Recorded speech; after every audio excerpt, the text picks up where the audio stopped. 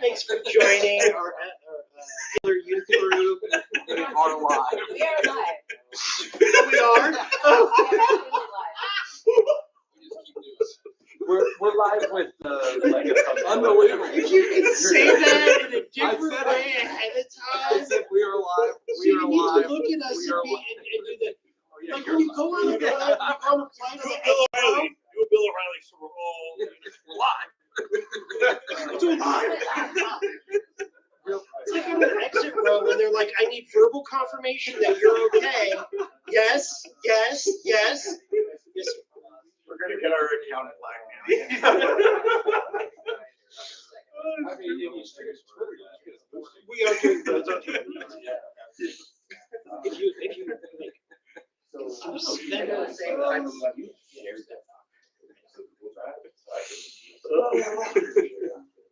it's shared with everybody. Anybody can be on it. The vote. Yes, yes. That's like the best part. That's what I've been using for There we are. Was it right on us too? So like, there's no doubt that it was Steven that said that. There may have been a delay. Because like, I hit it. I chastised him for saying it. I hit it. He said his thing, and I said it a little louder. I was like, "We're live," and then you said, "I'm like, we're live." Yeah. All right, ladies and gentlemen, we are going to go ahead and be called back to order. It is Saturday, December 6th at 2:02 p.m. And we're going to go to the orders of the day. Mr. Ford's not here. So if there's no objection from the body, we're going to go ahead and move on to the committee reports. And we'll come back to convention once Pat joins us. Right now, I'm seeing Ballot Access Committee, Mr. Redpath, you're recognized. Thank you, Mr. Chair. I sent out the Ballot Access Committee report yesterday. I know some people have read it. And I just want to speak to that for a moment. First of all, the Ballot Access Committee during this term was functional for a while. The committee sort of ran out of gas. I'm thinking maybe September 2024 is about when the committee, chaired by Dustin Nana, stopped meeting really at all. And of course, the ballot access work was done for 2024, so there wasn't an immediate need to do that. There wasn't an immediate need to continue to function. This year, we've only had one expenditure of $10,000 from the LNC. That was for the petition drive in Arkansas. That I don't think we've been formally certified by the Secretary of State of Arkansas to have ballot status for 2026, but based on the history, and I know Michael Pacco, State Chair, is a very experienced hand. This sort of thing, that should be, I would be very surprised if that was ruled unsuccessful by the state of Arkansas. So that's good. I also want to point out, New Mexico notwithstanding, we're spending a hell of a lot less on ballot access than we used to as a political party, and it has and we continue to achieve good results. Of course, we're starting from a higher place than we used to in terms of number of states where we have ballot status. We've got to continue to work to maintain that number and even to increase that number. It's getting very expensive to petition out there these days. We've got a problem in Maryland right now where they've been paying, well, initially the Maryland party wanted to pay $2 a signature and see if anybody would bite on $2 a signature. Well, to petition, nobody did. Then they went to $3 per signature. We're going to give $3 a shot. No takers. Finally, there was some petitioning that started at $5 a signature, but I am getting feedback from the paid petitioners who are not from Maryland or not within driving distance of Maryland that $5 ain't going to cut it anymore. Hotels, and we're not reimbursing expenses. It's a flat $5 per signature. They say hotels expensive in Maryland. You know, we witness the inflation, higher price levels every day, and I've been asked nicely several, many times. Got to have more, Bill, got to have more, not really doing that well financially by doing this. I recently talked with,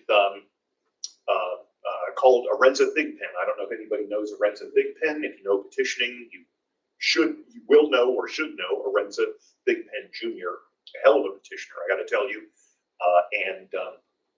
I called Arenza, who always gives good counsel, and I asked him, I said, in Maryland right now, what do you think we should be paying per signature in Maryland? $10 was his response. $10 per signature is what we should be paying in Maryland right now. All right. I don't think that's feasible. We're going to have to increase it to $6 or $7 a sig. The Maryland party has spent, $20,000 so far in petitioning, unless we get, a volunteer effort, which of course I'd really like to see this cost $0 everywhere, but that's never really come to fruition. We're very rare. So anyway, a memo has been written up and circulated to the executive committee from the treasurer of the Libertarian Party of Maryland regarding the plan, where they stand, what it's going to take.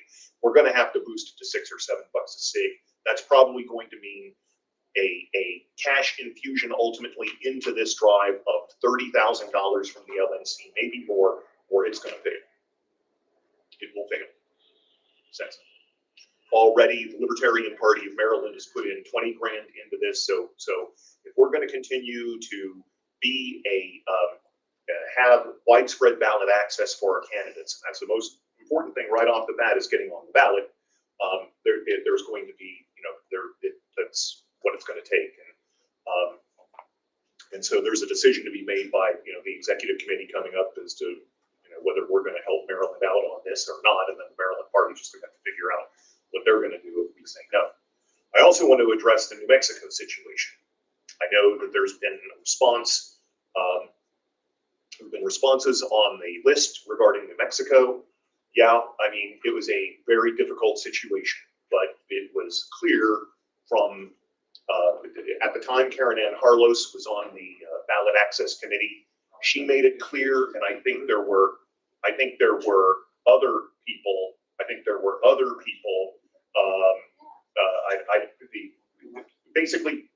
Basically, the word was, we're not going to let this fail. We're not going to let this fail, no matter what the cost was the word at the time. From Karen Ann Harlos, I think that was backed up by the executive committee at the time. That was the marching effort. Had difficulty finding people to go to New Mexico. I went at $10 a sig. I went out there, I paid for my own hotel. I walked the streets of Albuquerque, New Mexico for 8 days petitioning. It was hot, it was difficult, and it was just difficult situation, but we made it. Adrian Malagon went. God bless. We wouldn't have made it. Adrian Malagon wouldn't have gone. I know that. Maybe they would have made it without me. Not sure one way or the other. There were other petitioners. I named them in the report. I don't think I missed anyone. Unfortunately, I mean, if you're running petition drives, I'm just going to tell you, as Paul Jacob once said, one of the people I first met when I came into this party, really became an activist in the mid to late 80s. And things change. I mean, with petition drives, eggs get broken. I mean, if you can find somebody who can run a petition drive without eggs getting broken, replace me with that person, please. So it's just a tough situation right now, and but I hope this party will remain dedicated. We were the preeminent minor party in the United States right now due to our ballot access, which means most number of candidates, most number of votes, most people getting elected, and we need to, in my opinion, we need to continue to emphasize ballot access. Ultimately, it's up to the committee and the executive committee, but that's the situation, and I do apologize for the lateness of the report. But you have a ballot access report. This committee has a ballot access report now. Go ahead and form a new ballot access committee, and I probably have taken 5 minutes or more. So, I mean, if people want to discuss this or have questions, somebody better move to extend. I'd like to move to extend by 10 minutes. Second. Any objection? Hearing none, we are extending. Okay. So I'm open if anybody has any questions or comments, wishes to discuss ballot access further. Mr. Ford. Hello, everyone. I want to be positive here. So we have some affiliates and some groups who were successful at petition. Others, not so much. Is there any trait or is there any of these folks and the people who are successful at petitioning that we can bring in-house this next year? Because there seems to be a wide divergence.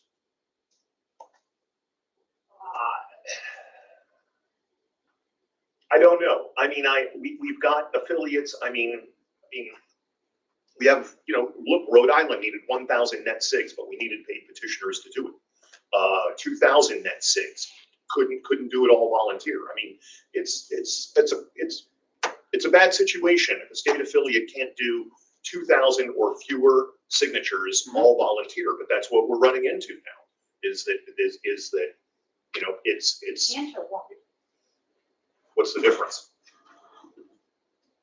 I think there is a difference between won't try and unsuccessful.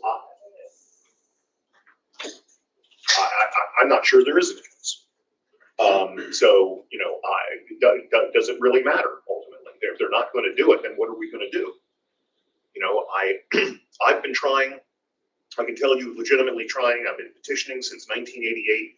I've been doing this for 37 years. I don't know the magic formula to get the members of the Libertarian Party out to do this on a volunteer basis, or to enough to get the job done. I don't know. I don't know the answer. I've been looking for 37 years, so I don't know what to say. Mr. McMahon? I just comment on a question. To be fair, no one does. Republicans and Democrats, Greens, even the Young Americans for Liberty pay people to go petitioning. Nobody's been successful at doing that like that. That's true. I mean, it affects the Green Party. Now, there is an exception to this, and that is, as far as I know, all I know is what I hear, is Diane Sayre, who's been the LaRouche candidate for U.S. Senate in New York. 45,000 net SIGs in 6 weeks, and she finds people who go out and do it. Although there is a large expenditure for incidentals. I've talked with her about this. I mean, there is. It's not like it's total. The cost is zero here. There is cost for incidentals. But I'll give her and her people credit. From what I know, I haven't been in New York to observe this myself, but she actually activates people to go out and petition. I did signature events with, incredibly enough, MAHA on one hand and the Party for Social Liberation. And, I know a lot of politicians, so my rate was high, probably got about 400 signatures. They are, those organizations, both of them are bombarded with PSL in particular, 18 to 25-year-olds, MAHA, 20 to 70. They've got emotion into it. I don't have any answers either. You and I have been through this in the battles. Rhode Island's the last state in the nation for presidential petitioning. And there were years when Rhode Island was going to be the difference between whether he got it or not. Mr. Wyman?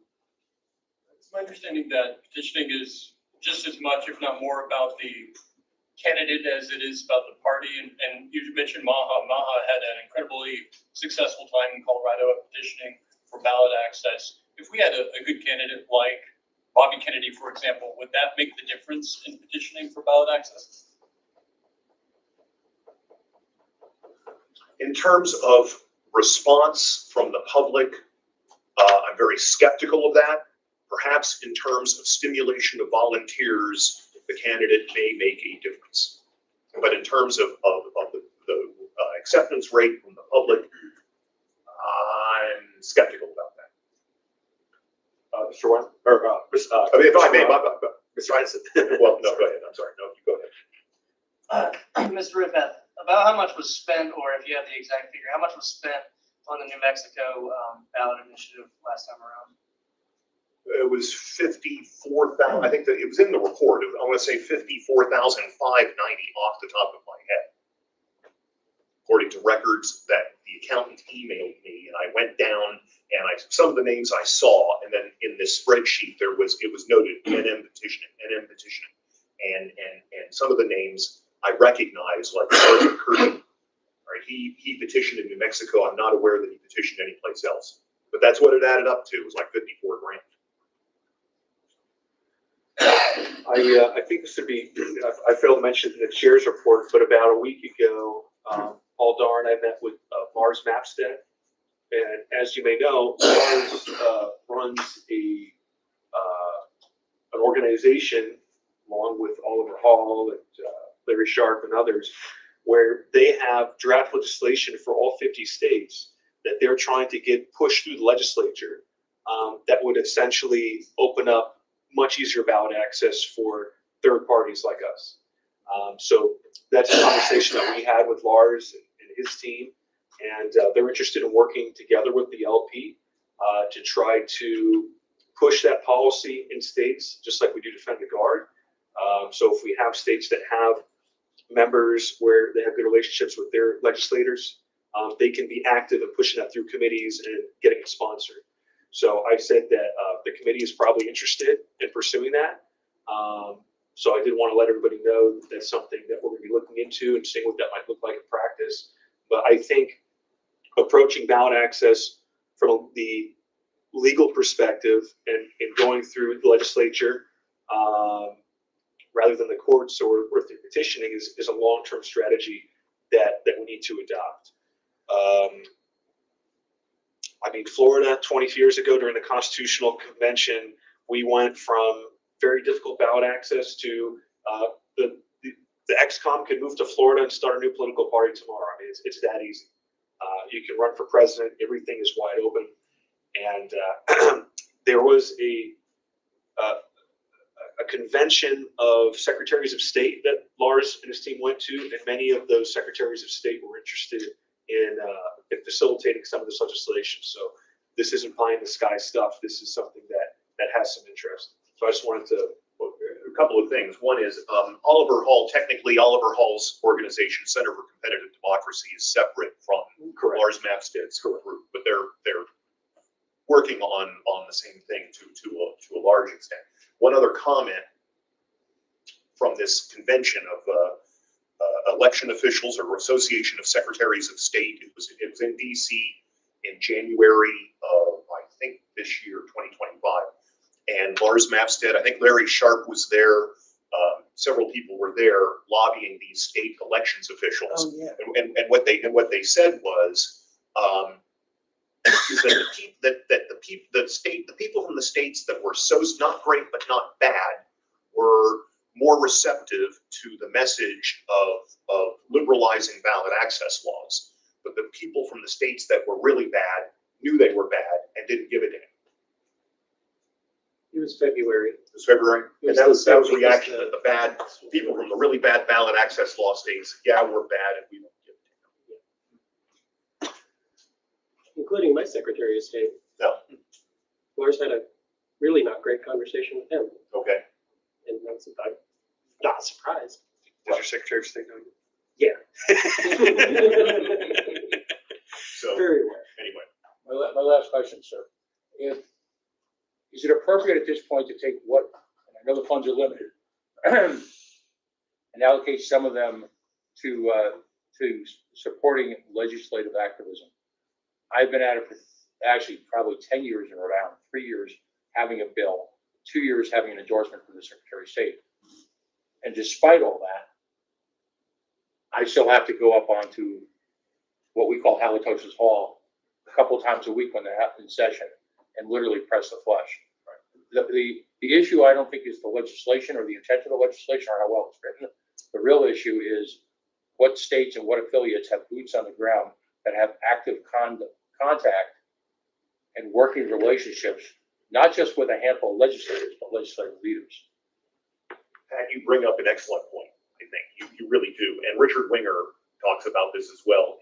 And I do think that we need to try to get that activity stimulated in as many state parties as possible and to get the chair or the executive committees, the state board, the LNC equivalent at state levels to try to get their members stimulated to take this problem to their state. Like it works sometimes. I mean, I think there are really difficult situations, Mr. Secretary.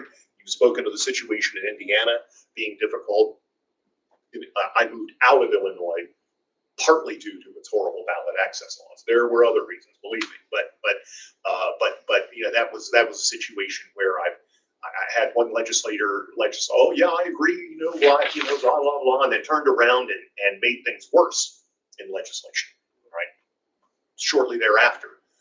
So there are going to be very tough nuts to crack, but in some states, we have had lobbying success, and I think we can have more. All right, we are at time. Is there any desire to extend time? All right. Seeing none, thank you very much for your report, Mr. Redpath. Next up is EPCC. Ms. Cowan, you have 5 minutes. I'm going to do 2 reports in 5 minutes. I'll start with EPCC and then I'll follow that up with FSC. Employee Policy and Compensation Committee, that's chaired by Mr. Andrew Watkins, who wasn't able to make it today. Also on that committee is myself and Mr. Voss. We are meeting on a monthly basis now, and we are working with Executive Director Hannah Kennedy just to keep up to speed on everyone who is part of paid staff, everyone who is a contractor, making sure that we are keeping contracts up to date. Most recently, since we were in fourth quarter, worked with Ms. Kennedy to make sure that annual performance review process was running smoothly, make sure that we understood what that process looked like. Also, working with Ms. Kennedy, because as you know, she's having a baby right now, to understand what the plan was going to be while she is out, or at least at very limited capacity for a certain period of time, and kind of what that ramp-up period looks like. Other than that, as far as any material expenditures, there has not been any material expenditures approved by the EPCC other than we did approve for identified regular staff and contractors. But other than that, it's running fairly smoothly right now and not a whole lot to report. I'll go ahead and just move directly on to FSC if that's okay, and then I'll just take questions on whatever at the end. FSC, of course, this is a new committee that has been formed, so Financial Standards Committee. I'm the chair along with Treasurer Redpath and Mr. Neville. What we have been doing is just kind of starting to get ramped up. For example, just basic things like starting to work on a community policy manual. So we did get started on that. We've got access to all of the bank accounts, QuickBooks, and everything. Mr. Neville is working on a monthly review process. As you know, in the policy manual, we're obligated to do a review no less frequently than quarterly, but preferably on a monthly basis. So Doug has been working on getting that together. Those things we had to kind of pump the brakes because our focus turned on getting the 2026 budget ready. So we had a series of meetings over the past few weeks, inviting also our officer corps to that meeting to start working on the budget, which we will be talking about in depth this afternoon. But game plan is, once we are on the other side of budget, to return back to kind of getting our rhythm going with the financial service meeting, kind of establishing those processes and getting the policy manual completed.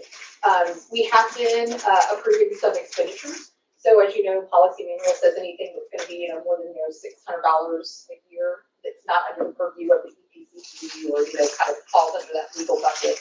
Comes to the FSC for approval, and so we have made some approvals.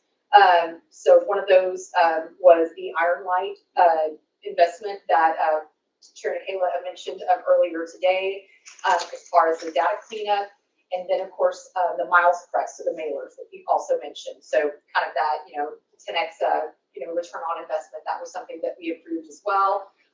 Also needed to beef up. So hope that way, as we are doing our data cleanup, we are able to do more outreach based on that clean data. And we actually had our first declined expenditure request here this past week, and that was just because simply we do not have the funds to do it right now. It's not that it's not something that we want to do or that we should be doing. It's just not something that we are in a position to do right now. So all of that detail is in the report, but I'll just kind of stop there since I got about 5 minutes to open up. Any questions on EPCC or FSC? Sir? On FSC, can you tell us what the transaction was that was declined? Yes, that was the request for $5,000 for Libertarian Leadership Academy, see Michael Pickens for the videos and everything. So it's something that we absolutely want to do, but it's at this time, just with our financial situation, it's going to be something that we have to fundraise for. But the good news is that the person who brought that request is now fundraising to make that a project-based fund to get it paid for. I'm putting up the first 1,000, so I need 4,000 more. Otherwise, I'm not gonna take a motion to adjourn. We'll just sit here all day. I swear when I asked that question, I didn't know that that's what it was. I will donate to it too. It's something that I really would like to see us do. It was just not something that as a committee we felt comfortable approving that 5K spend at this time. We are at time. Thank you so much, Ms. Coward. Is there, I hear no motion to extend, so we will move on to Information Services Committee. Mr. Dar. Yes, Sam Bowler and I on the committee are here today. Did not get as much as wanted for a written report. We were trying to work on some cybersecurity type recommendations is what I was going for there, and just an assessment of how many different accounts are out there, the different systems, so people have an idea of what's going on there. What I will say is an observation that was made is that many times we're working on the LNC in different committees with people that are not on the LNC, and sometimes data does get shared around and emailed around, and you need to be very careful how you share that data around and make sure the others on your committee, if it's NDA material, that the NDA has been complete. I made sure the secretary should have the link for me now if anyone needs it from him, or you can just ask me if you need to send it on to anyone. Make sure they complete the NDA. Make sure that anything, any data that is shared around is done securely. And staff is now thinking, and Andy was thinking in his head about the best way to do that forward, because anytime you introduce some security, that decreases ease of access and usability there. So it's trying to find that right balance so we can be secure in data anytime we're sharing it between others on our committees and as the LNC to different states out there. And that's all I wanted to talk about at the moment there. Yes, sir. I have a very specific question. Did the person that I requested you send that to, have they filled it out yet? I don't know how to check this. Are you able to see the Zoho form of the NDAs on the other hand? I can check. Okay. I had the link to it. I just don't get. Somebody in the room should be able to do that. Okay. Not it. I can't. I just had the link since I requested it before to make sure people had NDAs. And if you have not completed it, make sure you have. I'll give Drew the chair's directive on that one. That is all I have. And that link, where did you put that? If you, I can send it to you. All right. Any questions for Mr. Dar? Hearing none, then we will circle back to the. No. No? Oh, I'm sorry. Okay, you want to finish it, then we'll go back? Yeah. Okay. You have to finish up the item. Right. Okay, we're going to go beyond to item B, or B, reports on special committees and projects. Litigation committee, Mr. McMahon. The litigation committee has not yet met. We have gone back and forth. Basically, each of us has asked when the others are available. And that has, up until today, been primarily all that had happened. But as of today, we now have a meeting scheduled for 9 p.m. tonight. We'll have Oliver Hall on as well.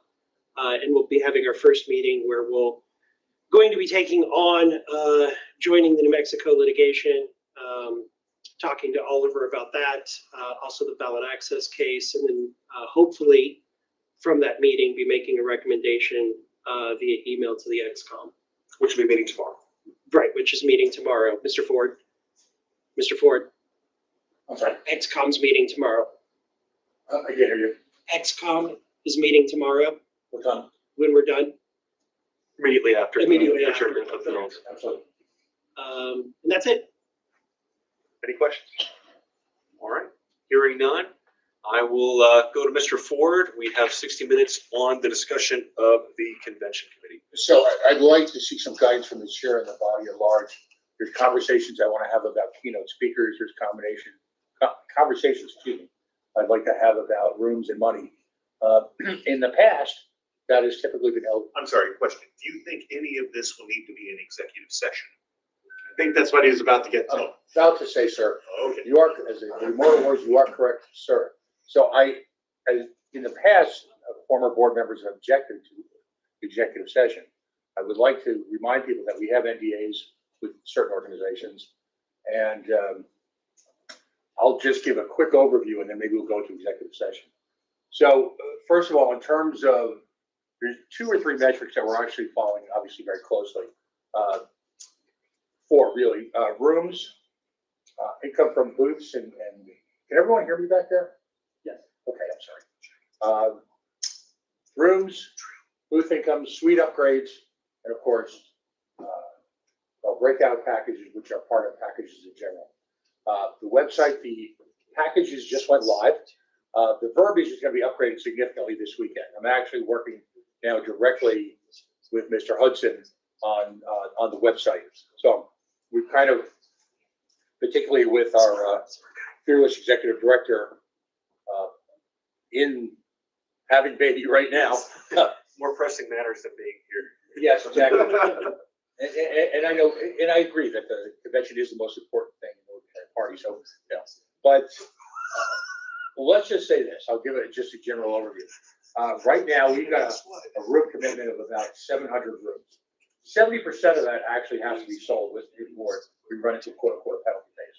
We've got now about 140 rooms sold out of that 520. The major bogey there. I'm sorry, is that room, that's not room nights. That's not room nights. That's not room nights. That's actually, the way I'm trying to look at that, great question. The way I'm trying to look at that is when you get into the weeds about how many room nights, it gets pretty chaotic, particularly since we're in 4 hotel locations. I look at it this way. We've got 700 seats, all right? Assuming that those 700 seats, he represents each one person who's staying 5 nights, 4 nights to 5 nights. That's how I look at it. So we've got 700 seats. Of those, Sorry. Yeah. I put it on the screen. okay, like I said, there's some verbiage below that's going to be, and you and I have worked on this extensively. I wanted to get the damn packages up. Now all of a sudden, it'll flow. Yeah. And as a matter of record, I got some great suggestions from Mr. Thompson this week, which was sent directly to our AV guy, who was focusing extensively on lighting. I'm all about suggestions. If people have, things that they want to think we could do better, just let me know. So anyway, the big bogey, of course, of rooms is, as I've learned over the last couple months, is no one's quite sure whether or not they're going to be a delegate. That'll start changing literally in the next couple of weeks. So I'm very, very comfortable there. Our booth income, we should actually exceed budget the way things are going right now. And I've got a couple of things I could add in executive sessions. And suite upgrades are already approaching prior year. So I want to give that overview to people who are listening or our guests who are here in person so that they have an understanding. And again, I'll be here, now that I'm here, I had the trifecta, by the way. Delayed flight, lost luggage, lost lift driver. All right. I'll be here to answer questions. I would also put out to the board, I've already done this a few times, where I've gone on executive committee meetings of multiple state affiliates to have conversations with people and answer their questions about the convention. And that's proven to be very successful. I also have on the website a text number that folks can text. And I probably had about 30 people actually text me with questions. Some of them legitimate, some of them just to tease me. Some of them to ask me about questions from 5 years ago. But it's up there and it works. Give me a day to get back to you, but we've answered a lot of really interesting little questions that I never would have thought of. So at that moment, I'd like to move that we go into executive session. Do I have a second? Second. Any What was the objection? question? Executive session. Move to executive session. Executive. Yes, by the way, that number 401-601-8533. Right here. The fact that no one's called that yet disappoints me. Okay, Mr. McGee. I can call right now. So I move that we go into executive session. We have a second. Do we need a vote, sir? It can be without objection. Is there any objection to entering into executive session this time? Does that mean I? No, So, we okay. figured it out, but are we gonna move into executive session? Is there any objection? Looks like there's no objection. Okay. The specific reason? Yeah. For the purposes Purposes of of the discussing convention matters. There It are doesn't have to speakers, be. there are, yes, I heard NDA in there. I'd have to look over the policy also manual. staff.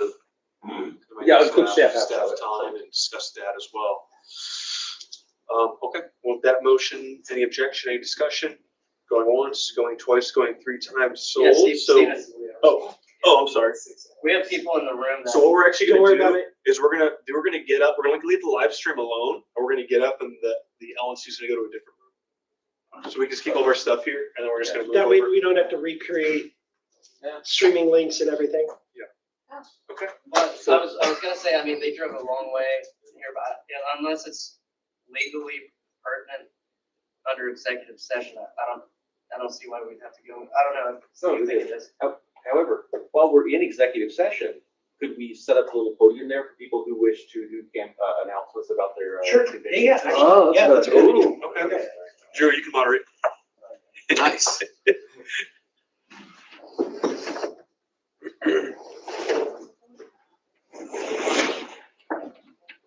Would you like some help? Yes. Okay.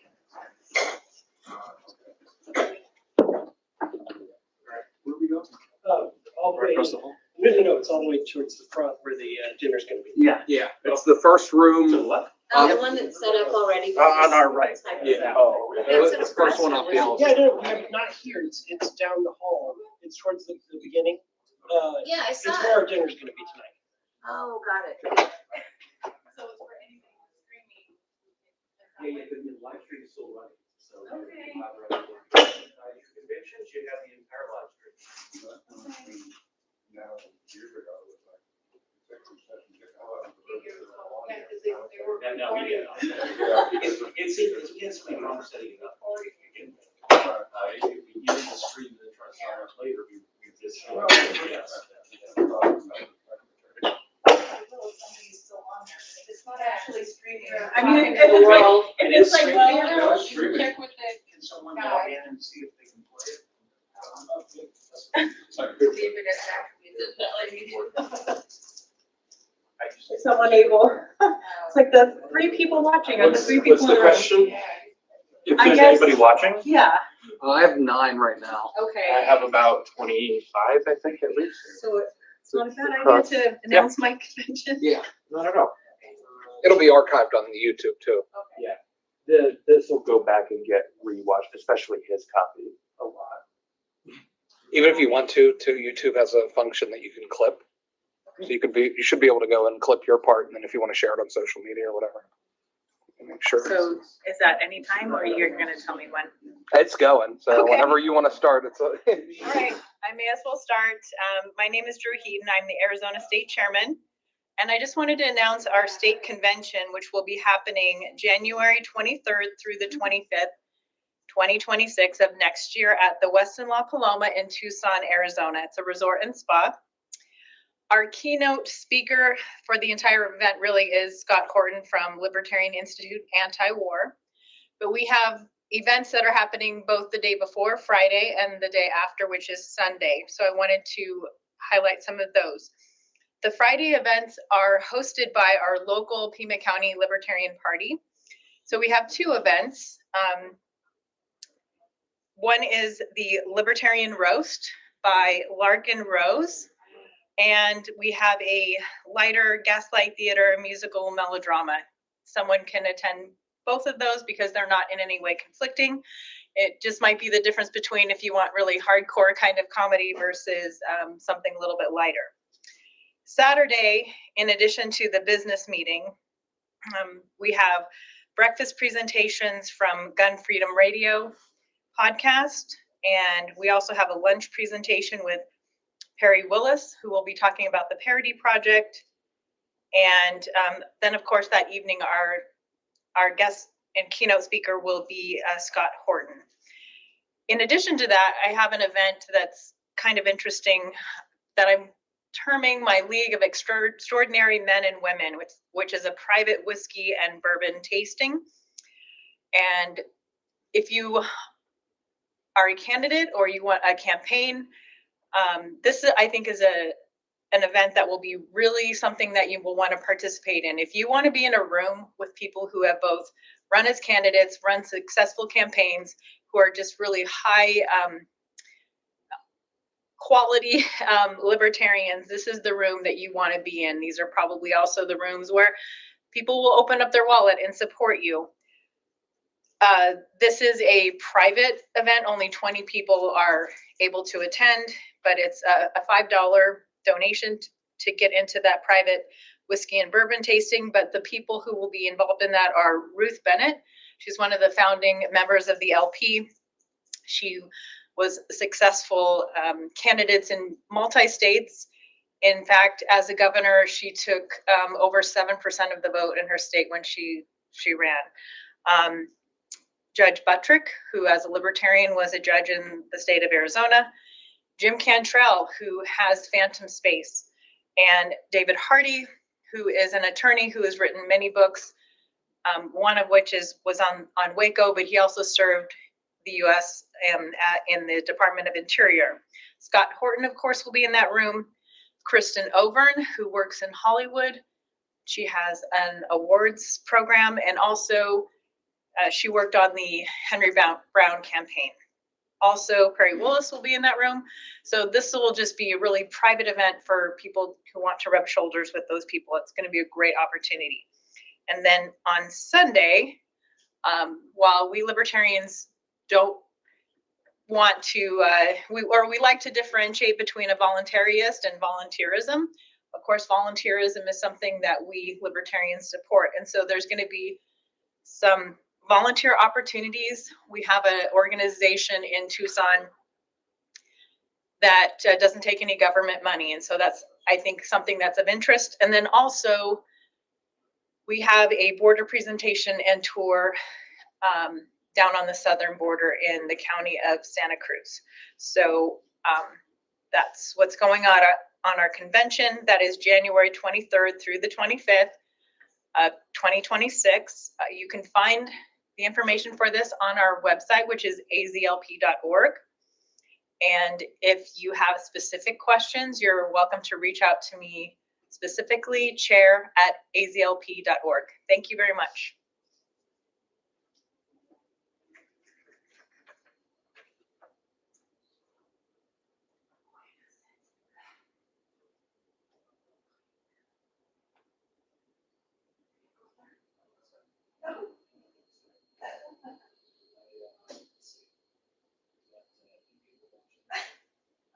I went up there and they all went away.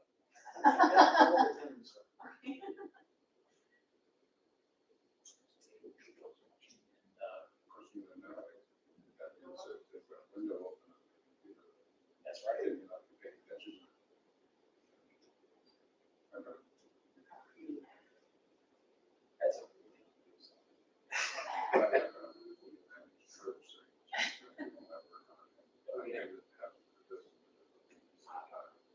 Or 27 new screens. I get some. Sorry, I get it. I use structures to cover. Yep. I totally understand.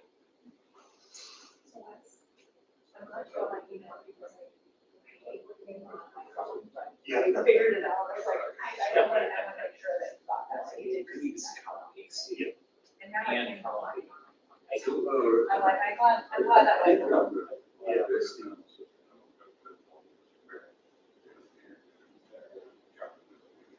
Yeah, it's definitely. Okay, cool. Totally good. Totally good.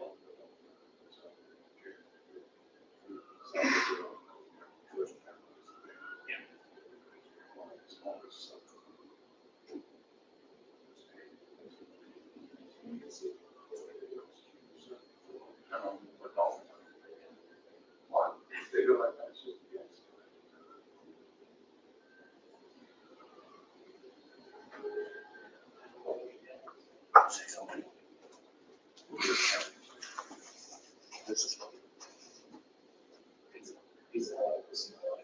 everybody. I just want to give a quick shout out to the quickest approaching Libertarian candidate that's going to be having their election in just 12 days, or 10 days, actually. It's Saturday now. Wendy Higdon is running for state senate in the state of Kentucky, and she's running in a three-way race against Republican and Democrat for the 37th district.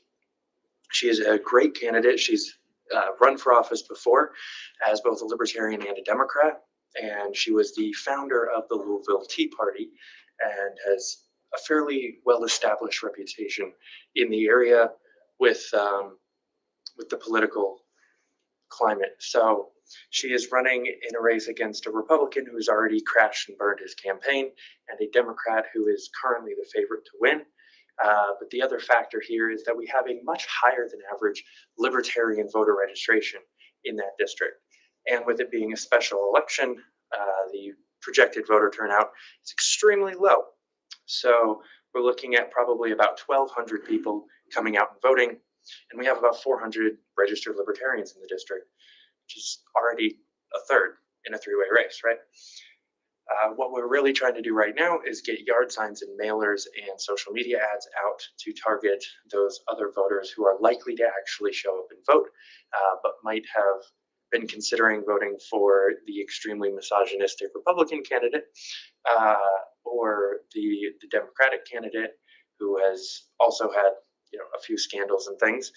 And we are just trying to push at those attainable votes to eke out that win by just those couple more percents. So if you guys want to learn more, you can go to wendy4ky.com. If you'd like to help out with the financial aspect of it, again, what we really need is to send out those mailers, which means raising about another $1,500 in the next week. Go to wendy4ky.com/donate. Help us out there. We'd really appreciate it. Thank you so much. Have a good day.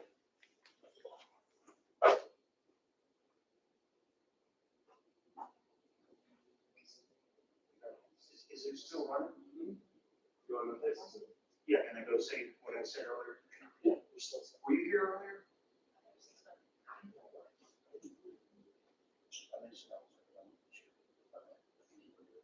Yeah, I might have, you were here when I listened, probably. That's okay though. Yeah, floor is yours, good sir. I'll be up in just a minute.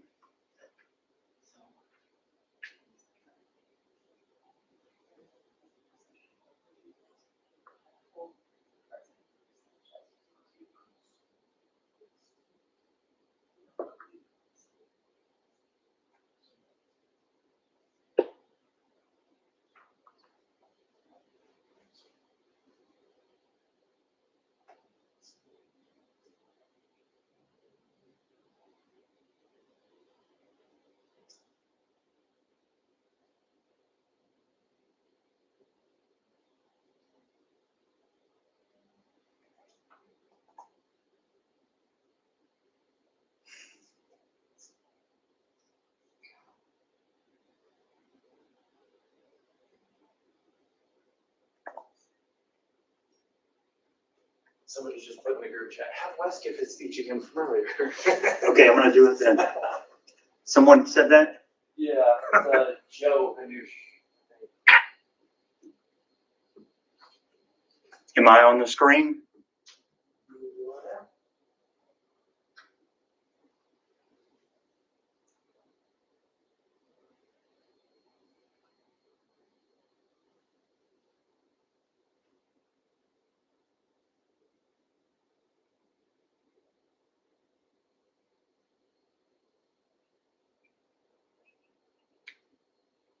Yep, I see myself. Okay, the sound's working. Okay, hi, my name's Wes Benedict. I'm from Austin, Texas, and I want to welcome everyone who came to Texas to watch this LNC meeting, or those of you watching it on YouTube.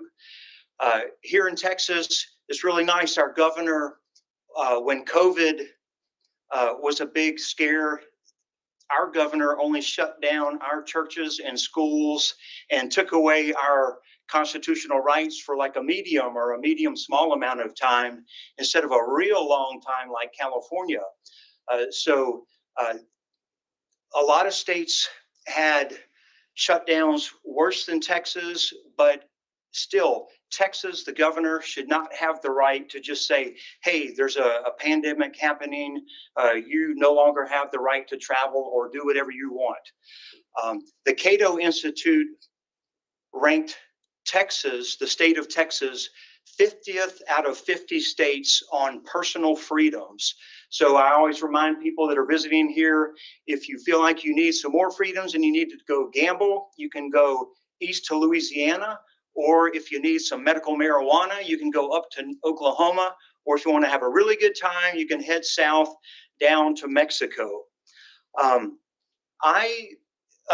For those of you that haven't met me before, I served as the executive director for the National Libertarian Party for 8 years.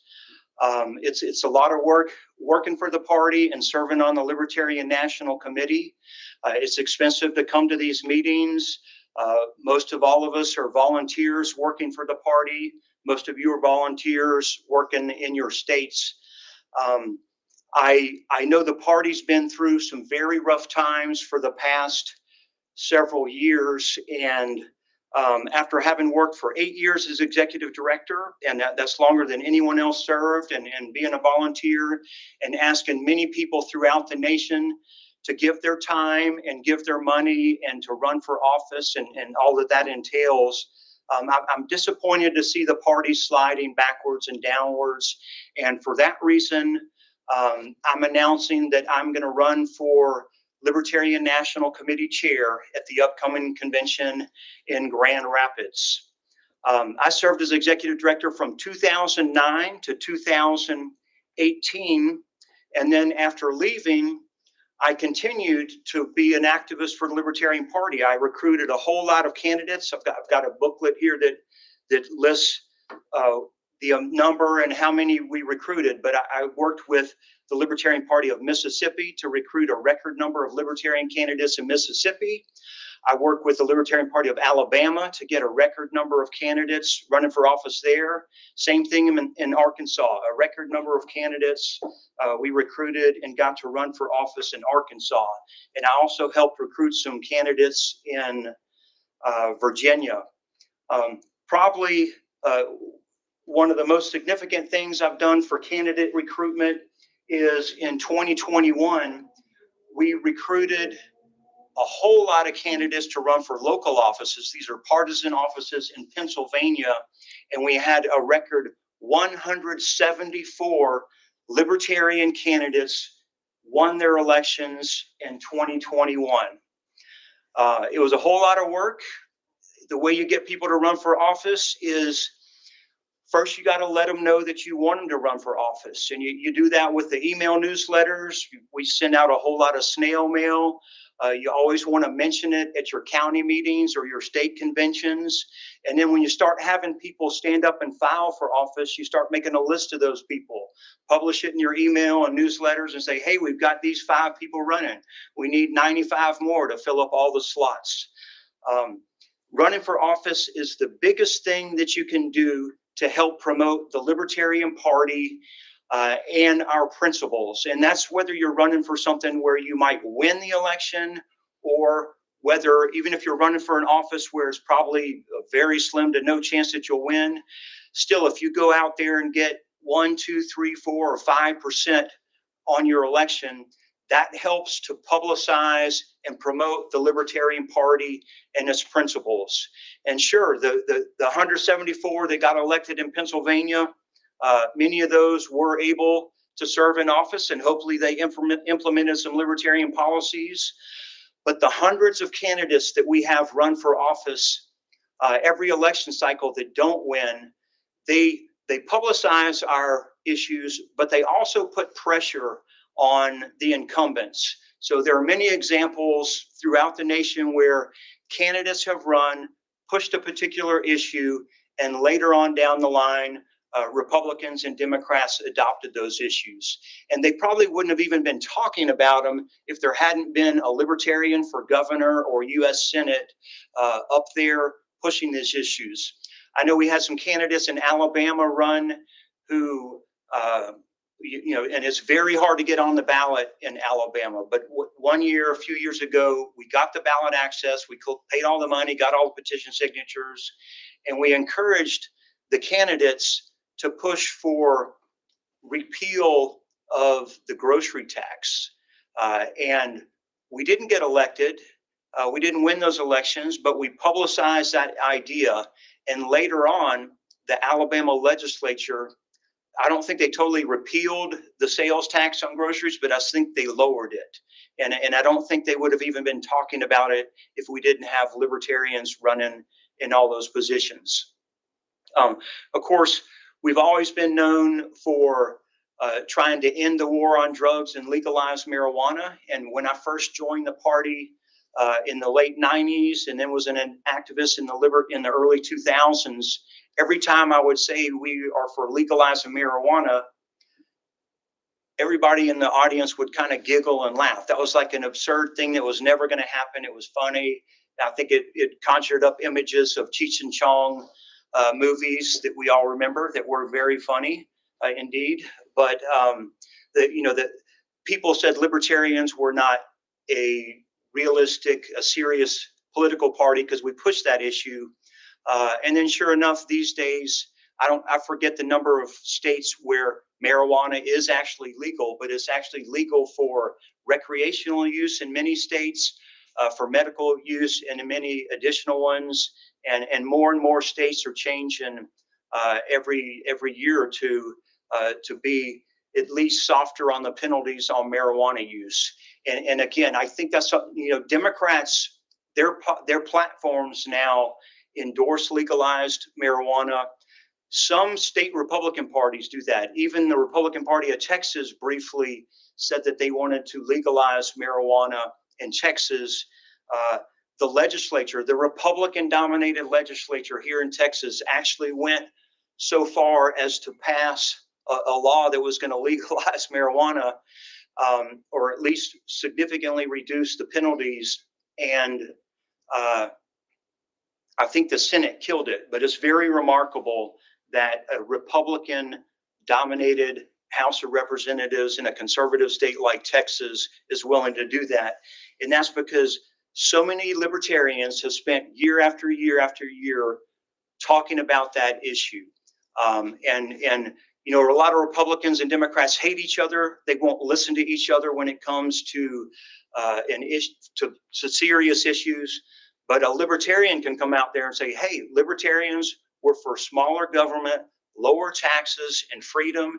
And if you're a Republican and you say you're for lower taxes and for freedom, then you should support legalizing marijuana because that lowers taxes. It means less people in jail, less money for jail, less money to pay for public defenders, to pay for the poor people who are the ones who are most likely to get arrested with possession of marijuana.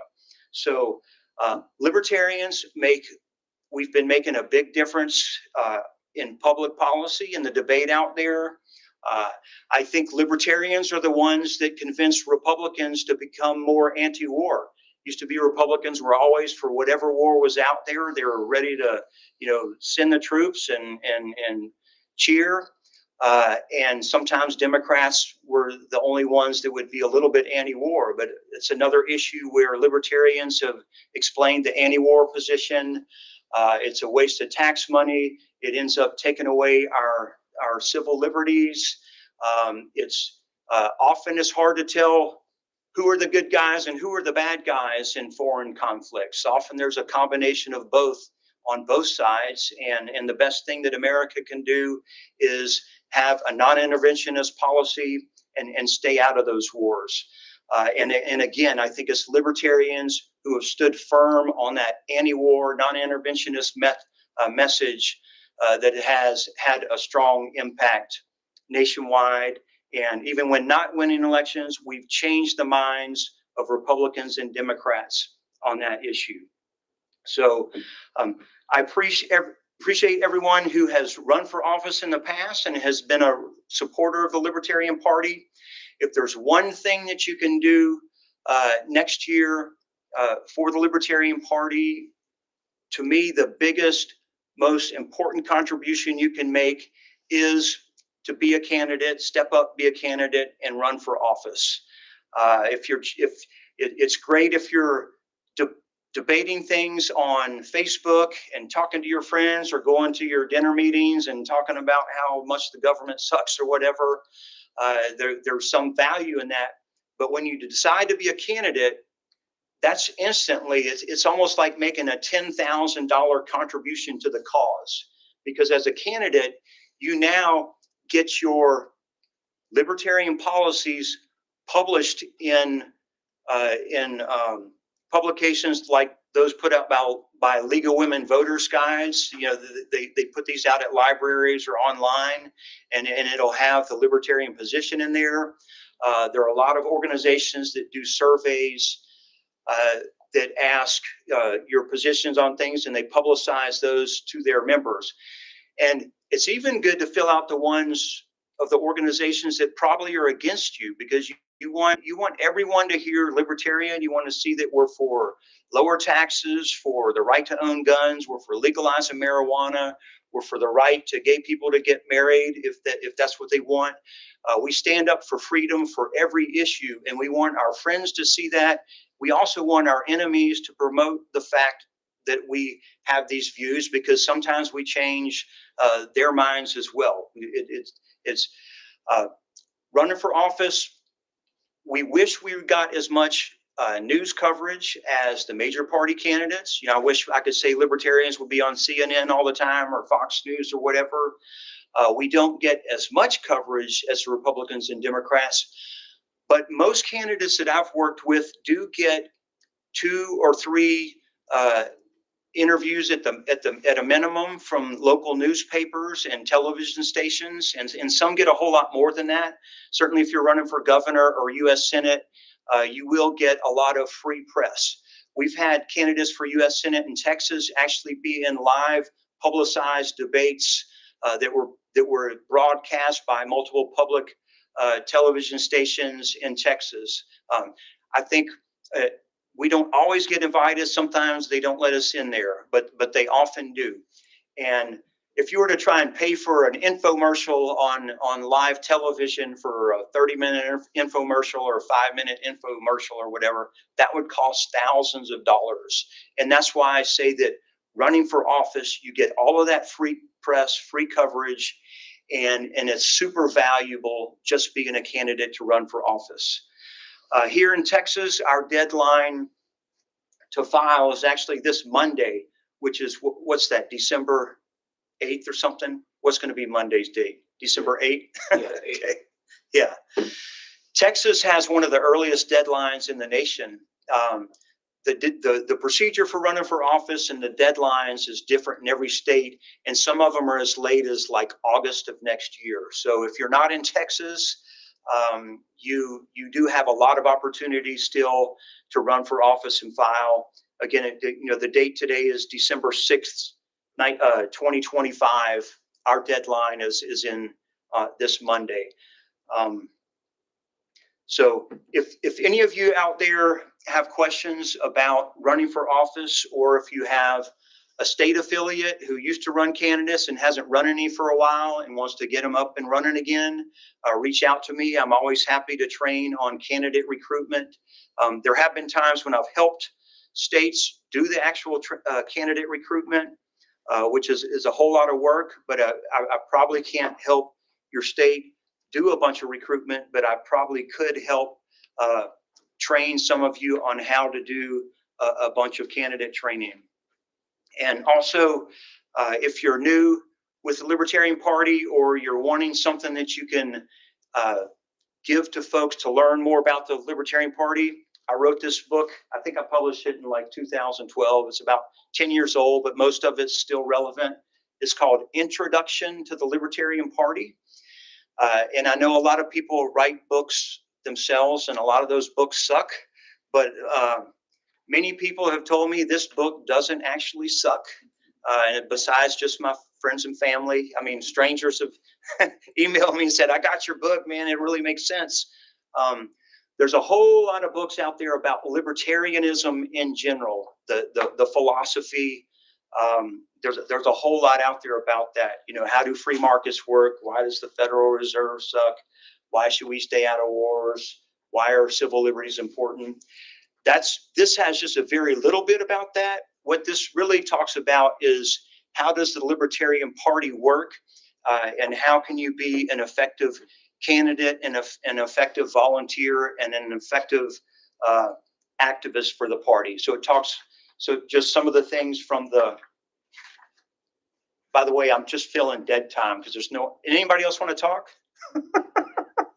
I'm getting all this free time. I'm just feeling dead time because the Libertarian National Committee is in executive session. So if it's your choice is between watching me and the blank screen, right? Yeah. And if y'all don't publish this all in the actual archives, that's okay. It's not necessary. But anyway, all the responsible people have left the room. They left the mic and camera on. And so I'm just taking advantage of the situation. The contents of the book, what is a libertarian? Libertarians on 25 issues. What does a libertarian government look like? Are libertarians too extreme? Republican hypocrites, Democratic hypocrites. How many libertarians are there? The Libertarian Party platform. And then I go into the World Smalls political quiz, history of the Libertarian Party, how the Libertarian Party is organized, how I won my first county chairman position. The answer is nobody else wanted to do it. And that's pretty much how it always is. If you want to be a county chairman, or even if you want to be a candidate for whatever office, usually if you're willing to stand up and do it, you will be that person. Because it's work. It's not really a reward other than, you know, you did something for a good cause. Why run for office as a libertarian? The life cycle of a libertarian campaign, how to donate and volunteer. Are libertarians wasting their votes? I spent a few pages on that because that comes up so often, and that's all in here. Famous libertarians, the movement outside the Libertarian Party, and libertarian infighting. I thought it was worth one chapter on libertarian infighting, but it might be worth like 2 now, maybe 3. But anyway, the answer to the infighting, one answer is,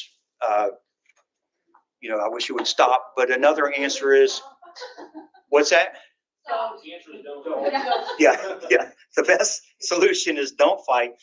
But another solution is don't worry about it. You can still be an activist, even if the party's infighting. Like you can form a political action committee. That's what I did. I formed a PAC outside the party that helps recruit and run candidates. You can form PACs in your state, or if your state party's a problem, work at the county level. If your county party's a problem, work at the national level, or follow the national party. So the infighting, it happens with Republicans and Democrats as well. It's probably unavoidable, although we seem to do it especially well in the Libertarian Party. But it is something that if you want to be an activist, you don't have to wait for the infighting to stop or for conflicts to stop. You can just find a way to work that's outside of what's going on. Do we have another speaker that's going to come up and talk about something? Okay. All right. So in any case, again, my name is Wes Benedict. I'm running for chairman of the Libertarian National Committee at this upcoming Grand Rapids convention. I really hope many of you will sign up to be delegates and show up to the convention and vote for whomever you want. I think I've heard a couple other people have filed or saying they're going to be candidates. I know that one of them is Evan McMahon from Indiana, and I think he would also be a great chairman of the Libertarian National Committee. He's been the chair of the Libertarian Party of Indiana, I think for like a long time, like 10 years. Okay. And Indiana has always been one of the best performing states, if not the best performing Libertarian Party state in the nation. Sometimes I think Texas is a little better, but Texas is such a much bigger state If you're looking at a per capita basis, probably Indiana has for many years been the strongest Libertarian Party. They've done a great job. And I've worked with Evan McMahon over the years. He's been a great chair in Indiana, he's done great service to the National Libertarian Party. And if I can convince all of you to vote for him instead of me, then I won't have to do the job, and Evan can do the job. And that would be totally fine with me. The Libertarian Party, it's had its ups and downs. I'd say the last few years has kind of been on a downward swing. If you look at the number of candidates and the amount of money raised, I think we can turn that around. I'm very grateful that Stephen Nikala of Florida stepped in to serve as chair for a while here. I think he's doing a great job in a very tough situation. And he is one of those really, really good state chairs. He was a state chair of Florida for a while, and I know he had a lot of respect there and did a great job. And really the way the party is going to grow and be most impactful is to have a lot of strong affiliates all around the country with good county organizations and a lot of candidates running.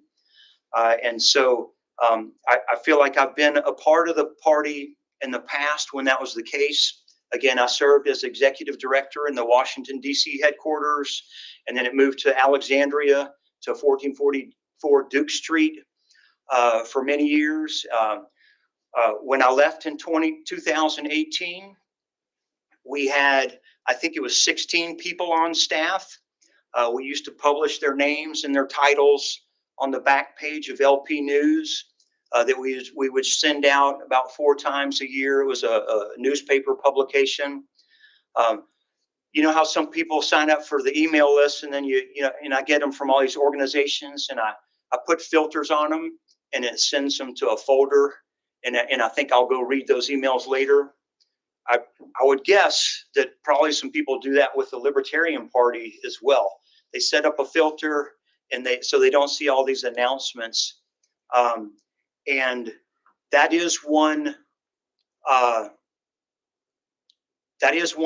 benefit that something like LP News has, or snail mail or fundraising letters. Those publications reach the people at their homes of the ones who set up the filters, and the emails just go to their announcement box. I mean, I have a box called announcement in my email. Do y'all do that? I mean, and I get, who knows how many times Reason Magazine and Cato and all these others have emailed me. I don't read them. They all go in that folder, and about once a year when I'm cleaning my computer, I go read a few of them real quick. And that's just normal human behavior, and that's why you sometimes want to mail something out as well, because people put these filters up, they forget it, they don't read email anymore. And I don't even think people go to websites hardly anymore. They do Facebook and some Twitter, but it's like the paper, you don't want to do it too often. I think we probably did it a little too often in the past. We had something called Liberty Pledge News. It would go out monthly to monthly donors. And the whole time I'm like, man, that's a pain in the neck to prepare to ship out. It's expensive to mail. And I doubt the people who get it really want to read something every single month. So I'm actually glad that publication was stopped by somebody after me. I didn't have time to argue with folks and say we should quit it, but but other people did that after I left. But anyway, you don't want to stop all of that snail mail outreach. It's still worthwhile doing some of it, particularly some of our older members or donors. That's what reminds them to donate again. And another thing with that direct mail and snail mail, so like I run this thing called the Libertarian Booster Pack, and on a typical day or even month, people don't just come out of the blue and donate. It's just, and same thing with the Libertarian Party. There are people who won't just go out there and donate. And even though I've been emailing folks, emailing saying, please donate. And so every once in a while, I'll do a big mailing, a snail mail, printing out things like this booklet. I mailed this booklet to a whole lot of people with a return envelope to donate. And quite a few people send in donations by check or whatever, or they fill out their credit card information. But you might be surprised, you know, how I said nobody just goes to the PAC website and donates out of the blue. A lot of people start donating online when they get that snail mail. So it's hard to track, you know, did they donate because they got the snail mail, or did they donate for some other reason? And so like when you're calculating the return on investment on a piece of snail mail, the numbers, the actual true numbers, the true effect is probably much higher than the numbers you're able to attribute reliably to what happens with mail. So I have a pretty good idea, because I don't do a whole bunch of email and don't get a whole lot of donations unless I do a particular effort. So I'm able to go look and see how many people donated that I mailed stuff to, but they donated online instead of in the folder. So I'm glad to hear that the National Party is going to resume some of its snail mail practices, fundraising letters. Again, you can do too much. You can spend so much money doing it that it costs more than it's worth, and you irritate people too much. But for years, in recent years, the Libertarian Party has definitely not sent enough plain old-fashioned snail mail letters. And I think you'll find for membership renewal efforts, that'll have a huge impact. So I'm just curious if that meeting is almost over? It is essentially over. Yeah. And that's why I was just here to welcome everyone and say hello. So again, my name is Wes Benedict. Thank you for your interest in the Libertarian Party. And we hope to see you in Grand Rapids in, what is it, Memorial Weekend? Memorial Day weekend. Memorial Day weekend. The National Convention will be in Grand Rapids, Michigan. Thank you. And that's it. Did you already sell all the convention Yeah, really. seats now? What's that? You already sold out the convention for us? Did. Yeah, all right. Way to go, Wes. Check through balances.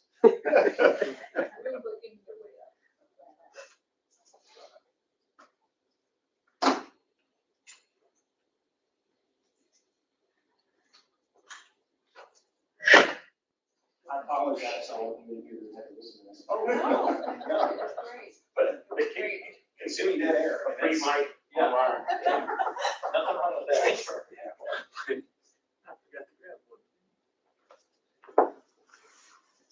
So 7 folks watching, I can barely get my own people to show up in the convention, so.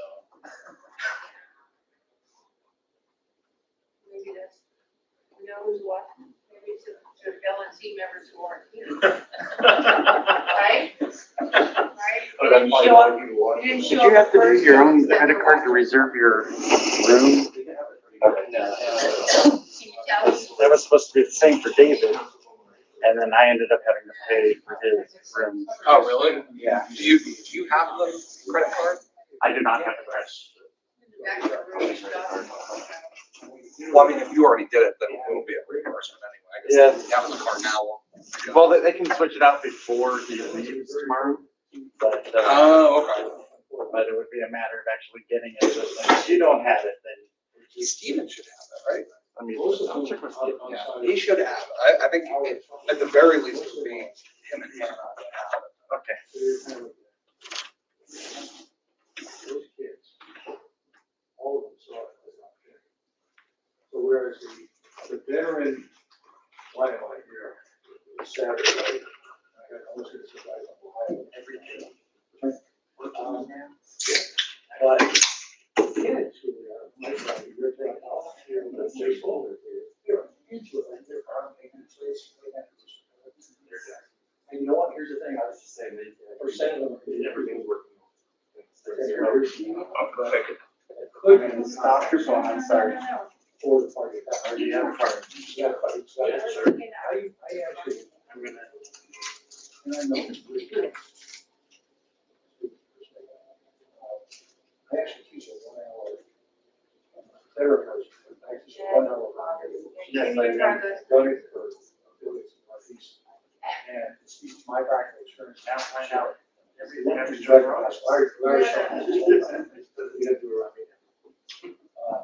I know why. You're not buying commercials from the media. You know something out there. That's right. That's what I do then. I barely, I mean, Parent TV and media. It takes a few years to get. I'll read stuff and at that point, we have to replace this. You know what to do. It can be done, you just have to. I did not have experience in any of this area. Not too much. well, I don't use a lot of technology myself. Right. And I said, you know, Knowing where I'm going to go, so you can go out for the. yeah. That is. There's a lot of little. Yeah, no, we got. All we did, we'll sit down and, but one of the things I do when I go into next session, I'll go ahead, all right. That's like beat the shit out. Yeah. Yeah. Whatever, you know, it's like. The more love it. I know, that was all, I asked her 10 years to tell me. We're still live, Pat. Drew, two things. Three things. You're an amazing person and I appreciate it. Thank you. Are you about to tell me you guys? Yeah. Remember what I was saying yesterday? No, the litigation committee needs to meet at 9 o'clock. What I'd like to do is I think so. They left this open for us. Like, it was open yesterday. Okay. I came in and I don't think. Second thing is, at some point during the meeting, Mr. Wiley's going to forward me a draft. Actually, it's really sick. But, What the hell? Draft brief. I need copies of that. Oh. On the- Now we just fix the rest of it. Well, it's been driving me crazy that your tab was out. While you were talking, no one's gonna ask if I can fix it. That's it. But then I just reach out. Is Okay. the chair financing that one again or? I need 5 I'd copies love of to, like, draft litigation printed. Not yet. Not on gloss paper this time. Not yet. I want it on like The double, shittiest recycled. like used toilet paper or something. Cardboard. Okay. I'll scribe it. I'll scribe it on toilet. I know. In case you weren't thinking another. Another reference. Did I Allegedly, make a bad one just then? No, not. Oh, okay. allegedly that wasn't at the beginning. I had someone check. So they didn't hear me? Allegedly. Okay, I'll say it again. Don't take my word for it. I don't trust you. That is just the type of thing that somebody who had threatened a job said. Yeah, boss, there's nothing Nothing there. wrong, nothing at all. Don't look. Don't check anything. It's fine. It's fine. There was a glitch. We put it into a YouTube short. It's got 2 million views on YouTube. It's gone viral. All the kids are like. So we were talking yesterday, and I was like, yeah, budget's really good. The bank just decided arbitrarily What was Drew's face as you were talking? There was a moment there where I think he thought I was like serious, and then it was like, shit, I'm gonna get real like sad and kind of like feel bad if you do it. I told him someone had to do it because Adrian's not here to do it. Stop. That's a good point, That was actually. like every time I'd come to a meeting, I'd see Adrian. He'd be like, he'd shake my hand. He'd be like, "How's it going?" I'd be like, "Good." He's like, "Good, you're getting fired." I'm making the motion today. So someone had to step into that role. You know? There was a void there in Abyss that just, it was like the vacuum. Yeah. Yeah, absolutely. Is there a time that FedEx shuts down that he can't get what he needs? I'm not. They didn't tell me. I mean, what's your time estimate on that? As soon as he sends it to me, Right, but, I will send it to but you. it was the same thing, so finally they kept saying that they were doing, you know, things that were doing. And I would have already emailed Finally, it to I you just and filled everything. them up in the airport, and we got them, Donation towards the. because they probably would have never Tickets. ended up showing up. I'll take that out of my 1,000. They would have, I mean, By the way, they'd already tell gone them to give me a day without. Oh, I mean, if you feel like you can give it. Everyone. How many Do you need a people pen? were- Oh, pin. Pin. Oh, I thought you said pen. I thought you said pen too. Oh, do you have one of those anti-war pens? Is this a good time? I guess everyone's. $100. Yeah. I would actually, We'll save those for most. But you know, it's funny, it's not. yeah, do it we're gonna be doing it tonight, so buying it there. I already bought mine. Oh, you're gonna buy yours? Yeah. $400. 10 grand. Dollar charge. Give me my pen. Rebuy it Is that- tonight. are we- and rebuy it. What? Are we? Can we do that? Then he give it Okay. back. Yeah, that's fine. Yeah, and it's like, I mean, the other thing was like, this is above your head, and It's then- so. What line item is it? It's so aerodynamic. What is the line item? It's like when you build a really good paper airplane and it just dies. Just because you don't cancel a line item doesn't mean it has to be him. This is. Scorched earth. I'm getting rid of all of them now. Andy called me later. Hey, how's it going? I got us all. What'd you do? I threw a pen and then. So we have a great fundraising idea that we came up with regarding. Hot mic? No, let's say Hannah's baby. Oh, yeah. We're gonna crowdsource fundraise Hannah's baby's name. Oh, that's a good idea. Like a convention naming. Yeah. Yeah. But with your dollars. Go with your dollars. baby Executive name, yeah. director. And we have great news. Poor baby McBaby We fired everyone and we crowdfunded the biggest name. We made so much money this weekend. Baby, We'd be so proud if you worked here. Congratulations, you're voted to member.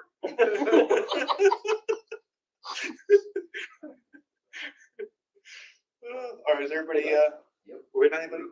Oh, we're good, I think. Please confirm. Drew, can you confirm in the NDA was signed? I do not have access to that form. He says he didn't, replies in an email that he did it. I'll take his word. I'll take Mr. Wiley's word. Right, please. Okay. Yeah. Miley said he did, okay. We, Thank you, Mr. Wiley. we're ready to rock? There it says he does something. What Yeah. were we? 320. Okay. All right. 3:28. All right, it is 3:28 p.m. on this Saturday, December 6th. I'm calling this meeting of the LNC back to order. Orders of the day will have us at new business with previous notice. Item A is adoption of previous special meeting minutes. Mr. McMahon? Mr. Chair, if I may, I have a question, Mr. Secretary. This was the email you sent out with several sets of minutes recently? Correct. I move that this item be postponed until first thing tomorrow after attendance roll call. There's a motion, is there a second? Dice for like a second. Can you repeat what you're moving? I was moving to move this item on the agenda to first thing tomorrow morning after attendance roll call. I'll second if you want to speak it. Well, I would like, I'd like an opportunity to review the minutes. I have not done so yet. That's on me. But it would be, this is just approval of minutes, correct? I mean, I don't see any harm in postponing this till first thing in the morning. Mr. Secretary, maybe you don't agree, but I don't know whether you agree or not, but I would appreciate an opportunity to get a chance to review these minutes. I don't agree, Mr. Treasurer, because we, as things stand on the agenda right now, if we take every minute and no additional minutes tomorrow, we will not be done until 11:30. No, it'll be further than that because we added ballot access committee appointments at 15 minutes. So it would be closer to noon. I'd like us to have as little time as possible. I do believe that this should take less than 20 minutes. Okay. They've also been out since the first. Okay. They're perfect, I'm telling you. There were no mistakes. I believe you, pretty much. Fair. All right, well, first, before we deal with that, we have a motion that was seconded. That was the motion by Mr. Redpath. All in favor of Mr. Redpath's motion, which would be to move it till first thing tomorrow morning, say aye. Aye. All opposed, say nay. Nay, All right, the nays have it. can't do all, needs to split. I move to adopt all minutes. Second. Needs to. Needs to be, Point of- because point there's of- two. Point of order, the executive committee minutes can only be approved by the executive board. Our intent was to do two motions, one for the whole board and one for the executive committee board present. I'd like to amend my motion to address only those things which do not concern the executive committee. Second. Okay. All right, so there's a motion to adopt all LNC special meeting minutes, nothing that concern the XCOM. That was seconded. So we are now on to discussion. Is there any discussion on this item? They're good. Okay. Do we need to adopt the amendment? We need to approve the amendment, then we can get to the main. Any objections to them? Well, I think- Was there any objection to the amendment? No objection. Oh, yeah, because they did it. That's Yeah. It was seconded. right. Okay. So we adopted the amendment. Any discussion on the motion as amended to adopt all LNC special meeting minutes? All right. Without objection, we have adopted all of the LNC special meeting minutes. So we're still on discussion. Am I confusing this? No, that was to do it that way. That wasn't to adopt the minutes yet. Right, That was We were just voting to on his do it that amendment. way. to the motion. Yes, amendment goes before the motion. So we're voting on the amendment to have it just be the LNC special meeting minutes. Okay, so, Because his motion was moved and seconded, Yes. so it has to be amended. right. So So vote we're on the amendment. Now we're voting on the main motion. Now we're on the motion. Okay. It was accepted without objection. Okay, yeah, that's what I thought it was without objection. So, okay, anyway, so we're on the main motion, which is the adoption of the meeting minutes? Yes. Okay, any discussion on the motion to adopt? Just as a point of information, I believe they are up there now. I don't know. I didn't give them a whole lot of time. But all of the recordings from all of those meetings are also available on Still Lpedia. working on getting them up. But they will be very quickly on Lpedia. On Lpedia. All of the meeting recordings are up there, just as an FYI. Any further discussion? Hearing none, we'll take it to a vote. Is there any objection? Hearing no objection, it passes without objection. And then the second part, move to adopt the LNC Executive Committee minutes by vote of the Executive Committee present. Second. All right, any discussion, Mr. McMahon? Same statement as before. Okay, so only members of the XCOM, so Pat, us three, You need to do Bill raise hand. Redpath, four. All in a row. Okay, all right. So we'll do it by raise, yeah. All in favor of XCOM members only of adopting our meeting minutes, please raise your hand. All opposed? All right, the ayes have it. All right, we did it, okay. All right, we survived. Next is, we are on the adoption of the 2026 budget. So at this point, the chair was seeking a motion to adopt the 2026 budget as presented by the XCOM. So moved. So moved, is there a second? Second. All right, let's get that budget up on the screen and the floor is open to discussion. Just as a FYI, the minutes that are, or the notes that are over to the side in column V, those are just my ramblings. Please ignore them. And just to preface this conversation, the Financial Services Committee met every week for a number of weeks. Myself, Mr. McMahon was also in attendance, Hannah Kennedy, to come up with the bones of this budget, which was passed by the Executive Committee a week or so ago. So there has been some thought put into this. We didn't just come up with this at the XCOM meeting. It was multiple meetings that got into this form. So the goal of today's meeting is to nail down the specifics and discuss everything before we pass it for the next year. So Go ahead, Mr. Thompson. Jesse, having been involved with this, I wish to seek. All right, Ms. Cowart, you're seated. Did you wish to be recognized this time? I do. I would like to move to make an amendment to the budget. Your amendment? And just to kind of preface the motion, I think everybody has had a chance to look at the budget. We are running a deficit budget as of right this second. This is something that we talked about in the FSC. I'm sure it was discussed in the executive committee as well. So we have been actually continuing work behind the scenes on this. So what I'm going to move is that for each of our main revenue income line items, to increase each of those by 10%. So for those of you who are looking at the budget, this would be the general fundraising, other membership, and recurring membership. Each of those line items increase by 10%. Collectively, the increase of each of those line items by 10% gives us an additional $75,000 of income. I've talked about it with the executive committee.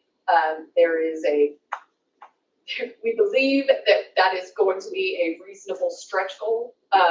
We are working very hard with, Terry is doing a fantastic job. So we're going to press to increase each of these things by 10%. So. All right, I'll second that. Discussion? Yeah, right. Mr. Rickard? Yeah, I think that's reasonable. I mean, I mainly did the revenue projections and I based them off of 2025 actuals and didn't build in an increase in those.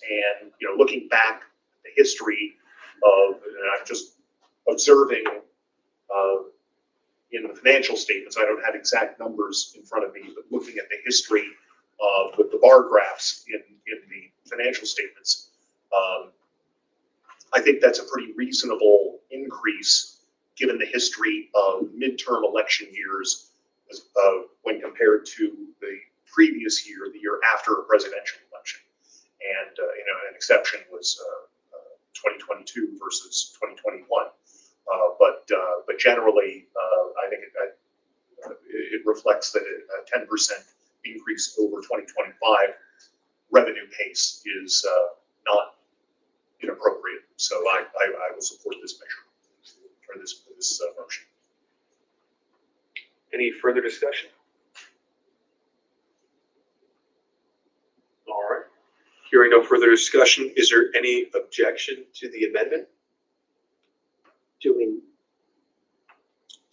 Can we do it without objection?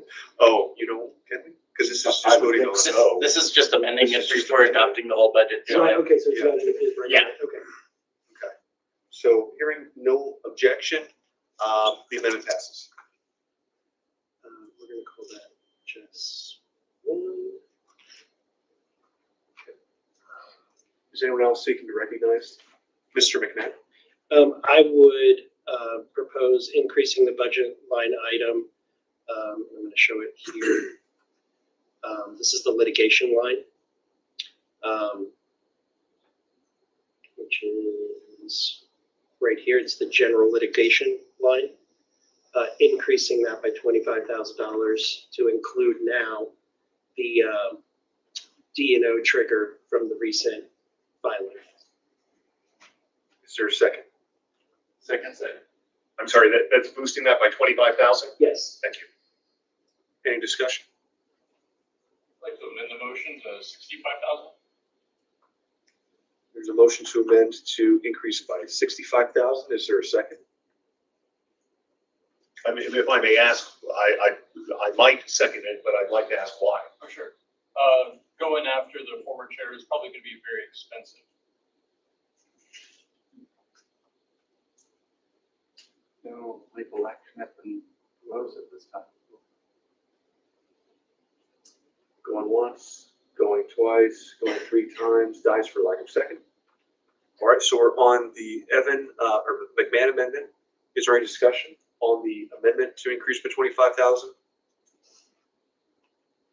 Is there any objection to the amendment? Hearing none, passes without objection.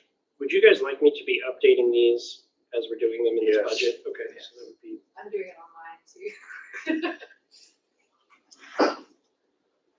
What was the? Hold on and give me one just quick second, please. Increases as well. Yeah. So that is 165, 132.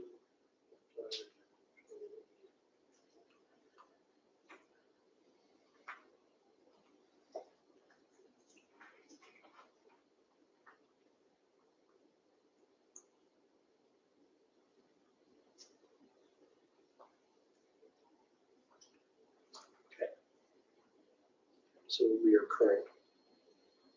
25 on. I already did that. Oh, you did? Okay. All right. Is there anyone else seeking to be recognized, Mr. McNabb? I would move to decrease the budget line item 8140 by 20. It was 8140. 8140.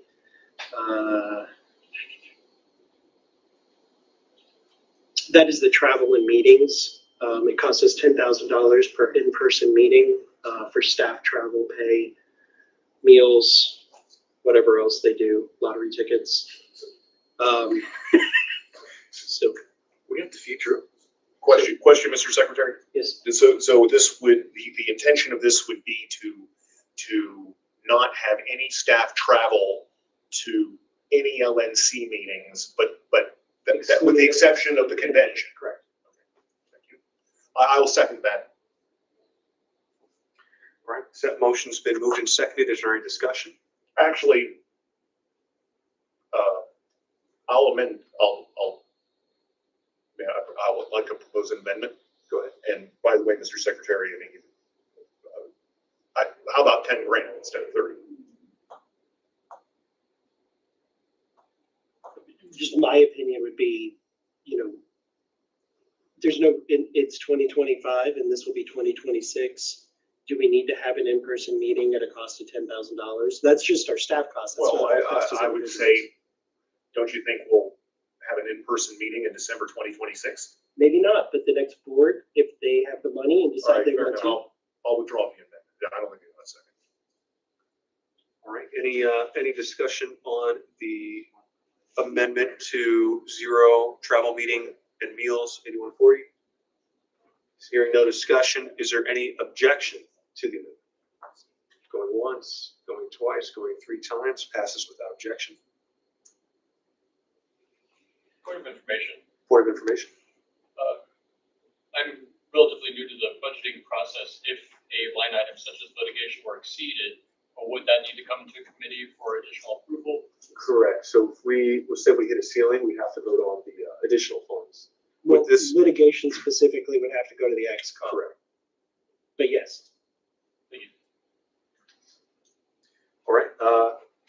Mr. Chairman, if I can bring up, I don't know if we're going to address insurance expense. I have addressed that with Hannah, and the problem is that she doesn't get a breakout from our insurance broker as to how much for this and how much for that is what she told me. So I don't have, I am afraid that $1,000 is under budget, but I don't have the information to make a solid recommendation as to what that number should be. Maybe somebody else does. Does that include, or do you know? Or did that include? No. Is that insurance from the building? Wait a minute, is the DNO elsewhere? Jesse, do you, I forget whether it's elsewhere on here or not.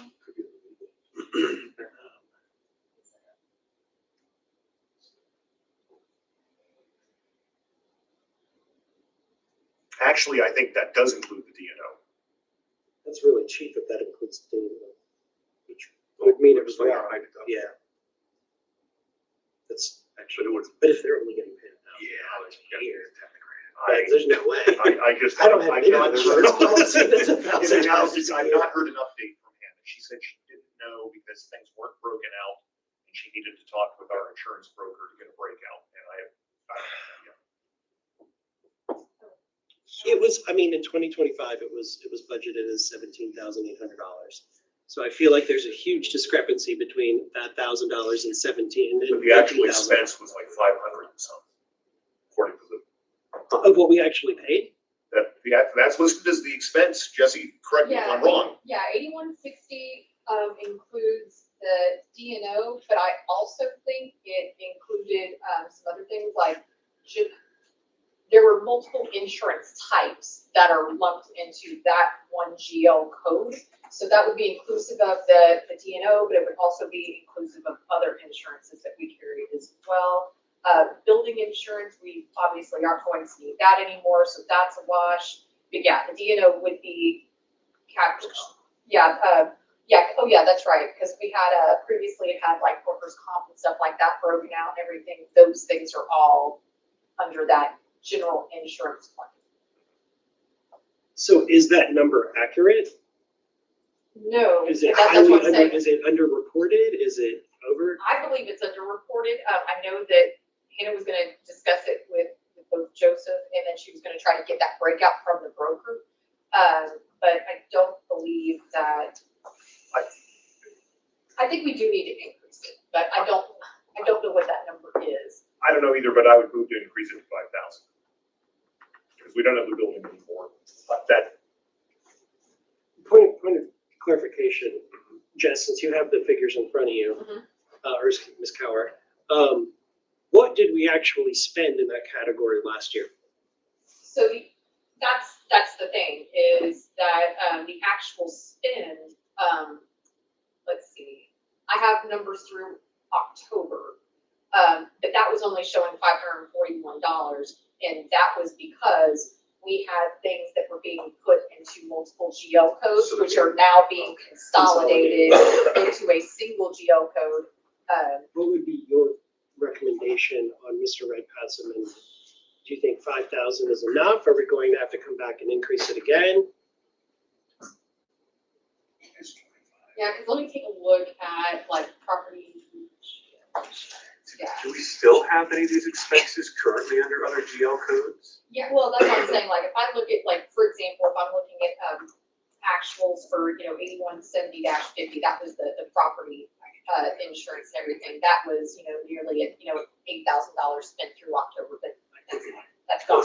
It's, it's obsolete. Because I'm just wondering if we're just playing kind of musical chairs with the GL codes, if other GL codes currently aren't changed to decrease Yeah. the so, spending. like, for example, 8065, which was the workers' comp.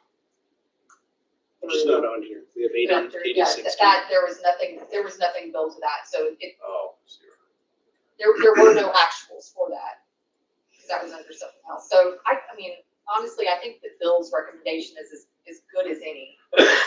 Second. We have a motion and a second discussion.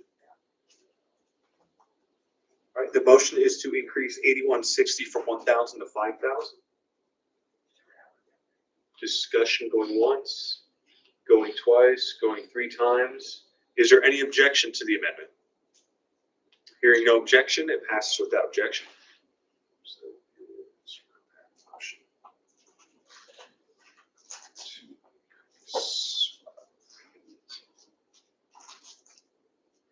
Mr. Chair, Yes. I would like to move to amend revenue line item 4-70.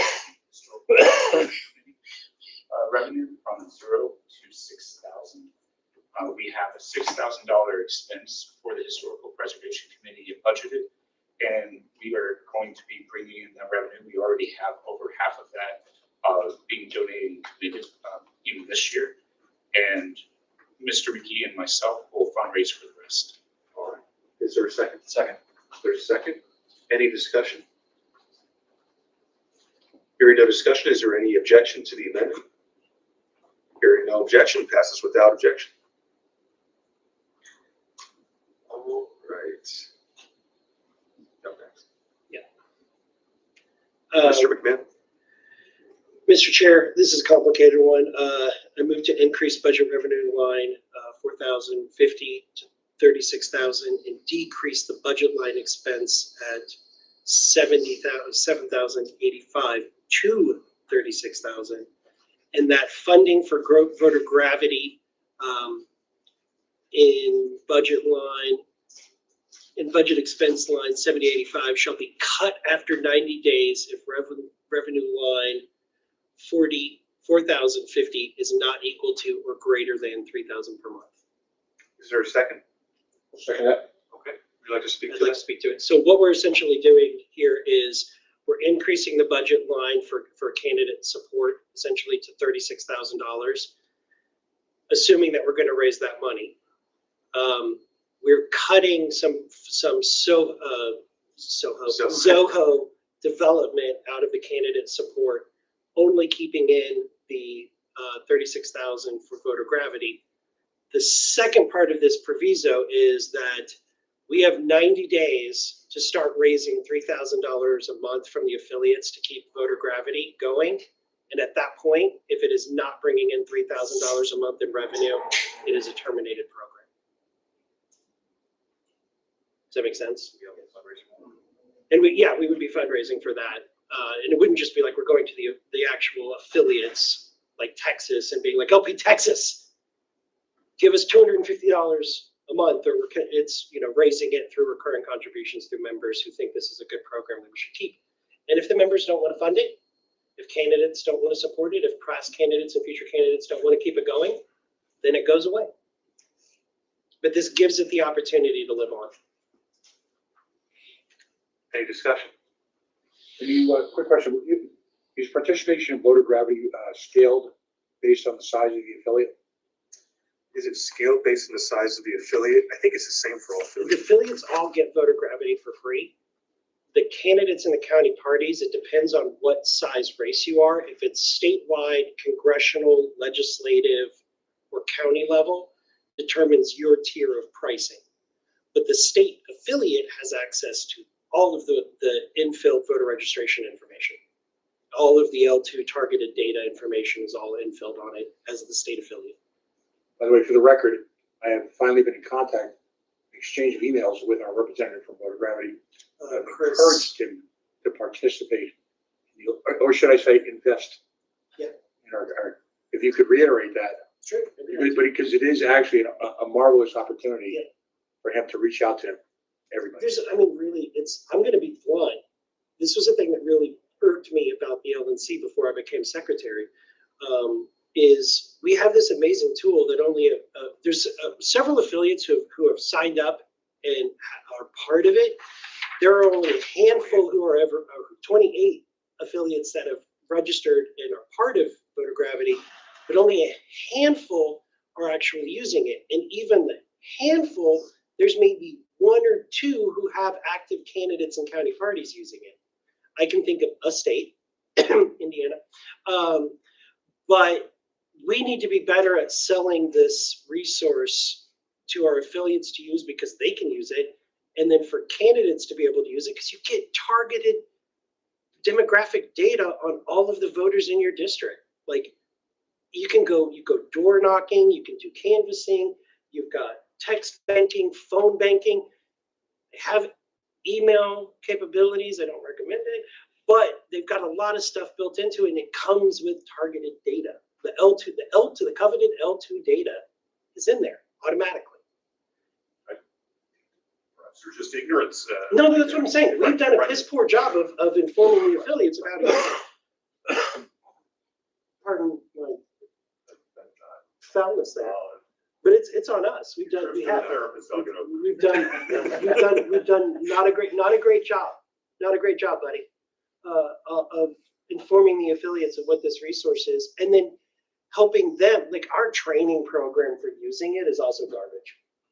It's garbage. It's hot garbage. In-house program that we developed? No, Okay. that's their own. Okay. But it needs to be better. But this is a great resource. I'd like to see it have the potential to continue. But I also don't want it to be a drain on our system if it's not going to be used and funded by the people using it. By the way, just to throw this out there, maybe what we can do, you and I, is we're doing this with our other training at the convention, and I've reached out to affiliate support to push this hard. Maybe what we need to do is have a coordinated rollout of training that's going to be available at the convention, specifically on the nuts and bolts of campaigning. You know what would be a great idea is if we gamified it, which is what we did in Indiana for our candidates. We gamified it. If you hit a certain target number of people, we reimburse your costs for voter gravity. What would be interesting is if we took all the potential candidates and we set them up with libertarians at the convention and see how many people complete surveys at the convention. Go up to people at the convention and say, hey, I'd like to survey you. What's your favorite IPA? Or, whatever libertarians like, I don't know. What's your favorite weed? Do you like edibles, cookies, gummies? More than anything you got. Mushroom gummies? But, some sort of gamification that always makes something go a little bit better, and you learn how to use it because you're doing it there. You're learning by actually doing. That'd be great. I'd love to work with you on that, Mr. Ford. It's a good idea that we had collectively. Any further discussion on this? I think it's probably gonna have to go to a vote. Is there any objection? Going once, going twice, going 3 times. All right, still. Let me fix that in here. Give me a hot minute to.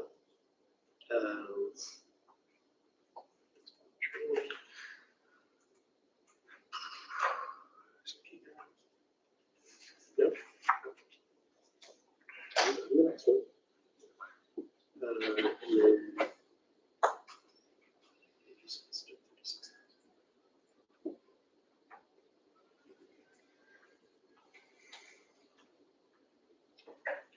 Mr. McMahon, you're recognized. I'm just going to read this and be solemn about it. Move to decrease budget expense line 7,086 to 0. That is the ballot access line. Is there a second? Second. All right, there's a second by Mr. Vincent. Discussion. Would you like to speak to your motion?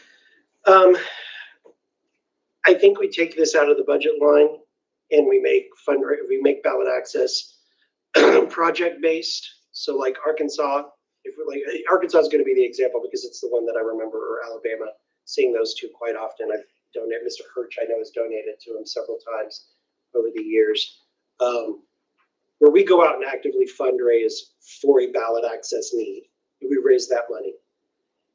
If additional funds are needed, then the executive committee, at the request of the ballot access committee, can contemplate amending the budget and giving funds for those specific projects, which is kind of essentially what would happen anyway, in most situations. But so this would remove it from that line. It doesn't remove the need for ballot access. It doesn't remove our need to raise money and fund it. It just, for lack of a better word, takes it out of our face. That's my statement. We have to raise the money. Is there any discussion, Ms. Cower? We also have an income line item, 4,000-40 for ballot access voter registration, where we currently have $20,000 outlined. Are we zeroing that out as well? I had not contemplated that. I hadn't either, twice. Yeah.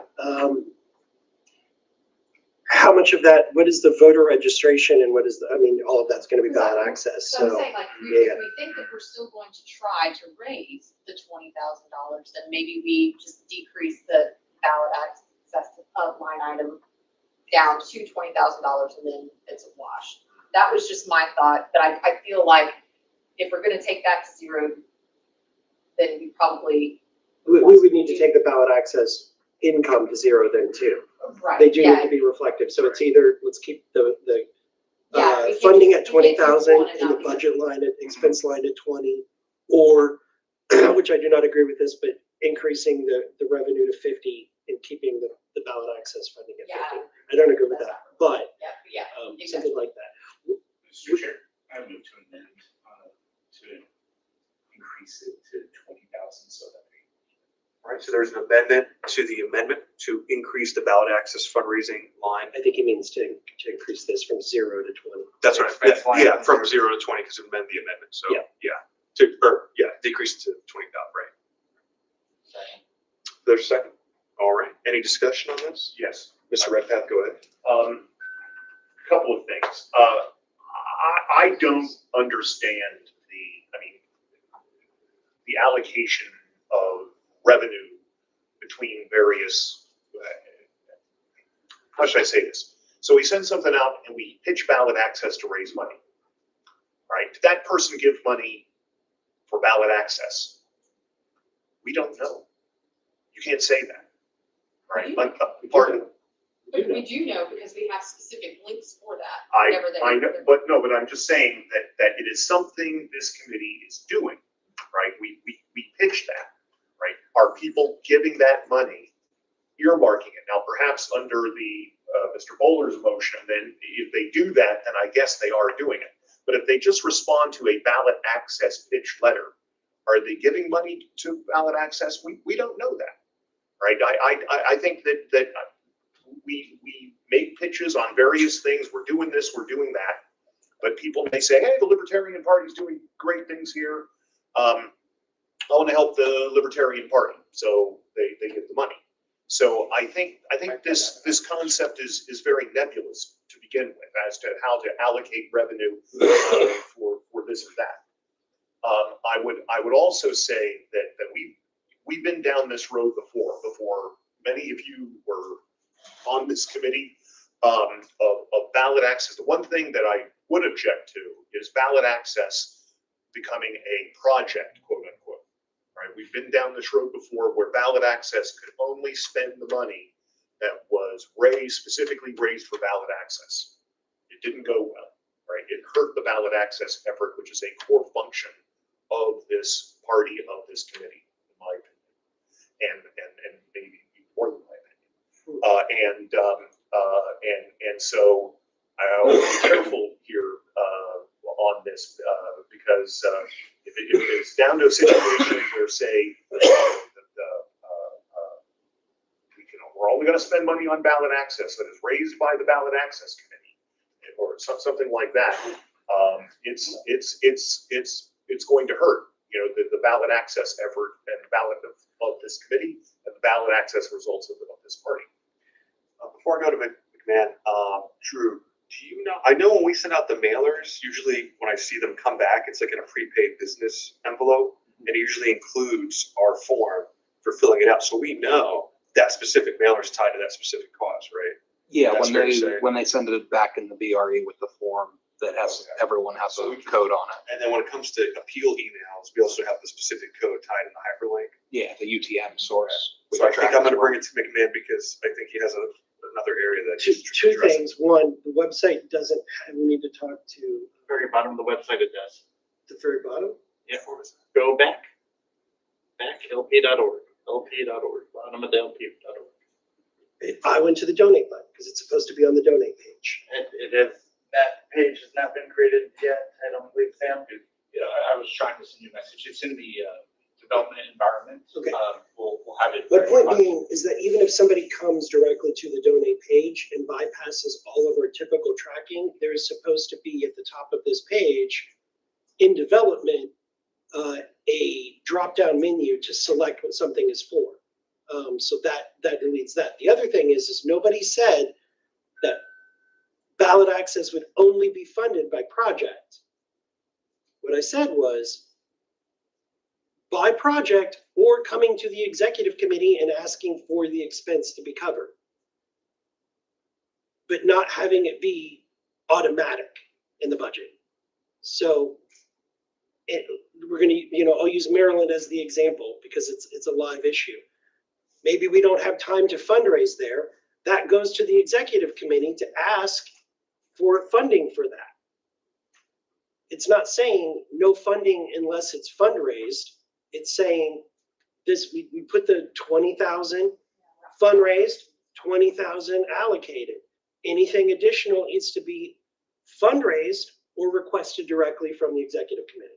That's it. Doesn't mean we have. It's not saying we're not going to spend any more money on ballot access. Okay, guys. I just wanted that clarification stated. That's why I said what I said. We're budgeting 20,000, so. Yeah. Regardless of. Okay. Any further discussion on this amendment of the amendment? Any objection to the amendment of the amendment? All right, hearing none, the amendment becomes the main amendment. Which is to decrease budget expense line 7,000-86 to 20,000. 20,000.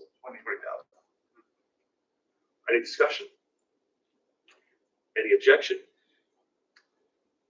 Hearing none, amendment passes.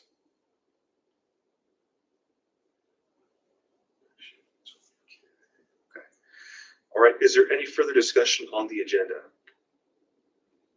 On the agenda, on the budget. Can we do, I just want to check my numbers to your numbers. Evan, can you scroll all the way down to the? Okay, yep, we're aligned. 84,014 in the hole. You want to just go up, scroll down real slow, and see if anybody has any further questions.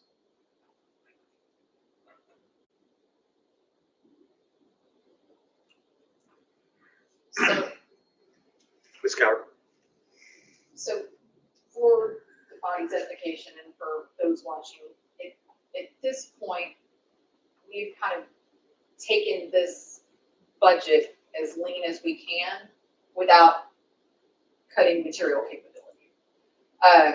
So at this point, we would be going to Hannah to talk about, staff, to talk about things like that. So, I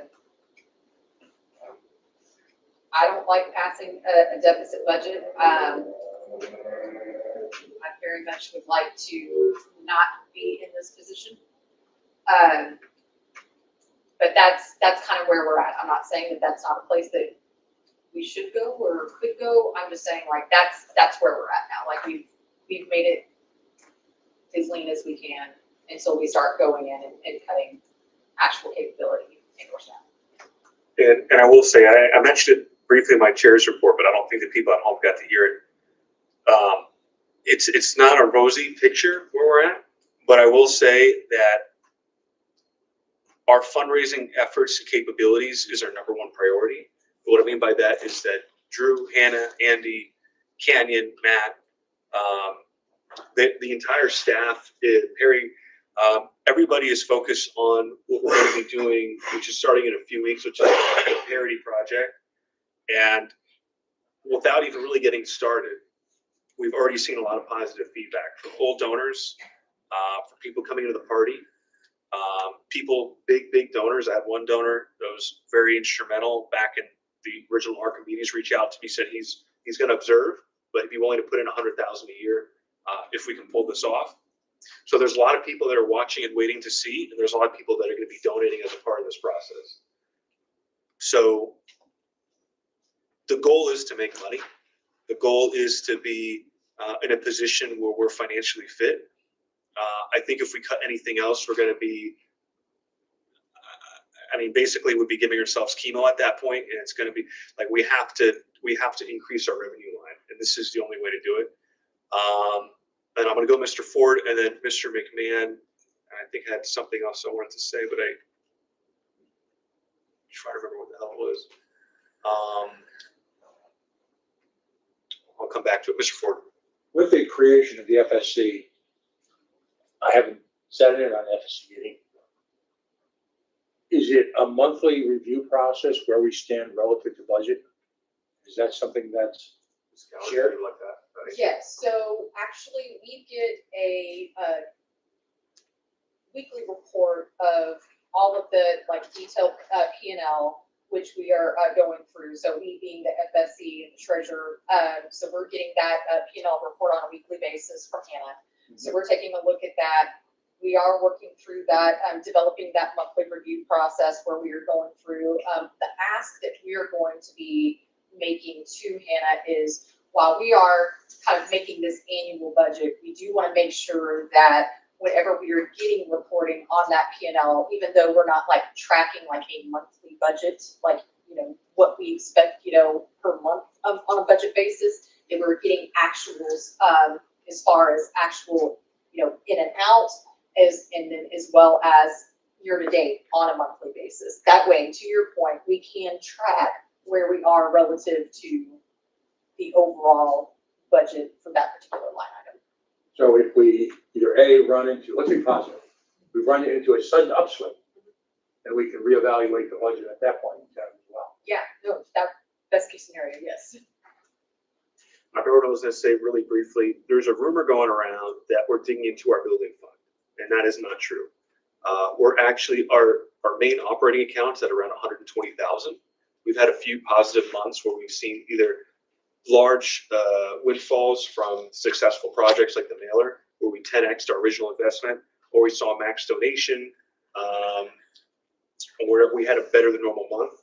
So right now we're standing about 120K in our operating account. That doesn't include the money that's in the building fund and the JFC account. So just a heads up there. That money has not been touched at all. It's just Correct. generating interest at this point. Correct. Mr. McMahon, go ahead. Ms. Cowart, we briefly talked about this before, and I want to kind of come back to it now and see. On 8220 accounting and 8260 audit services, I know the accounting was outsourced within the last 2 years, I believe. I think actually it was in 2023 we outsourced it. Probably 3 years. Actually, Bill, you probably know this, Mr. Redpath.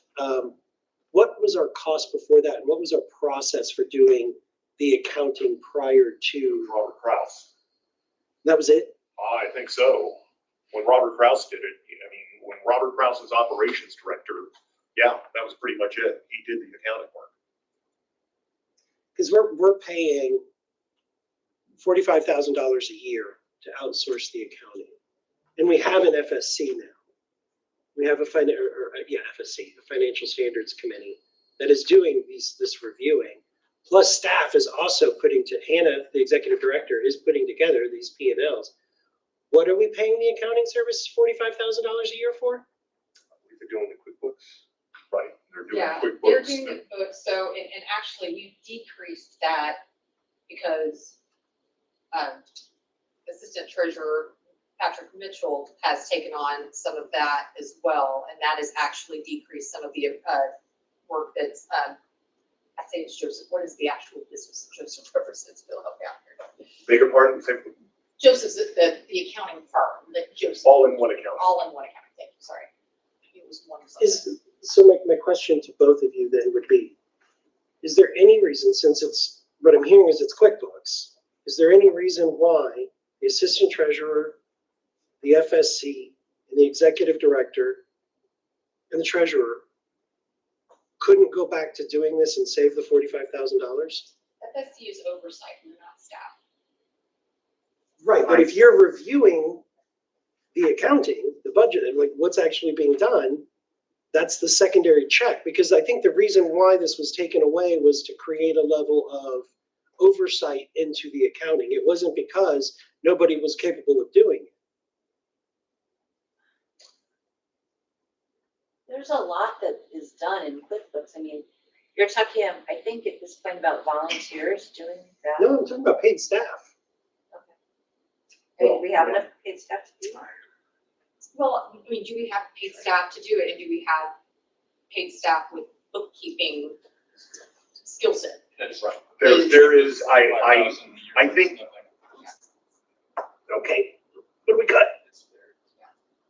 Yes, Mr. Redmond, I think it is an aspirational thing to do away with that expense, but I don't think we are at a position an actual real world position to do that right now. I think if there is it would behoove us to pull a plan together, perhaps, but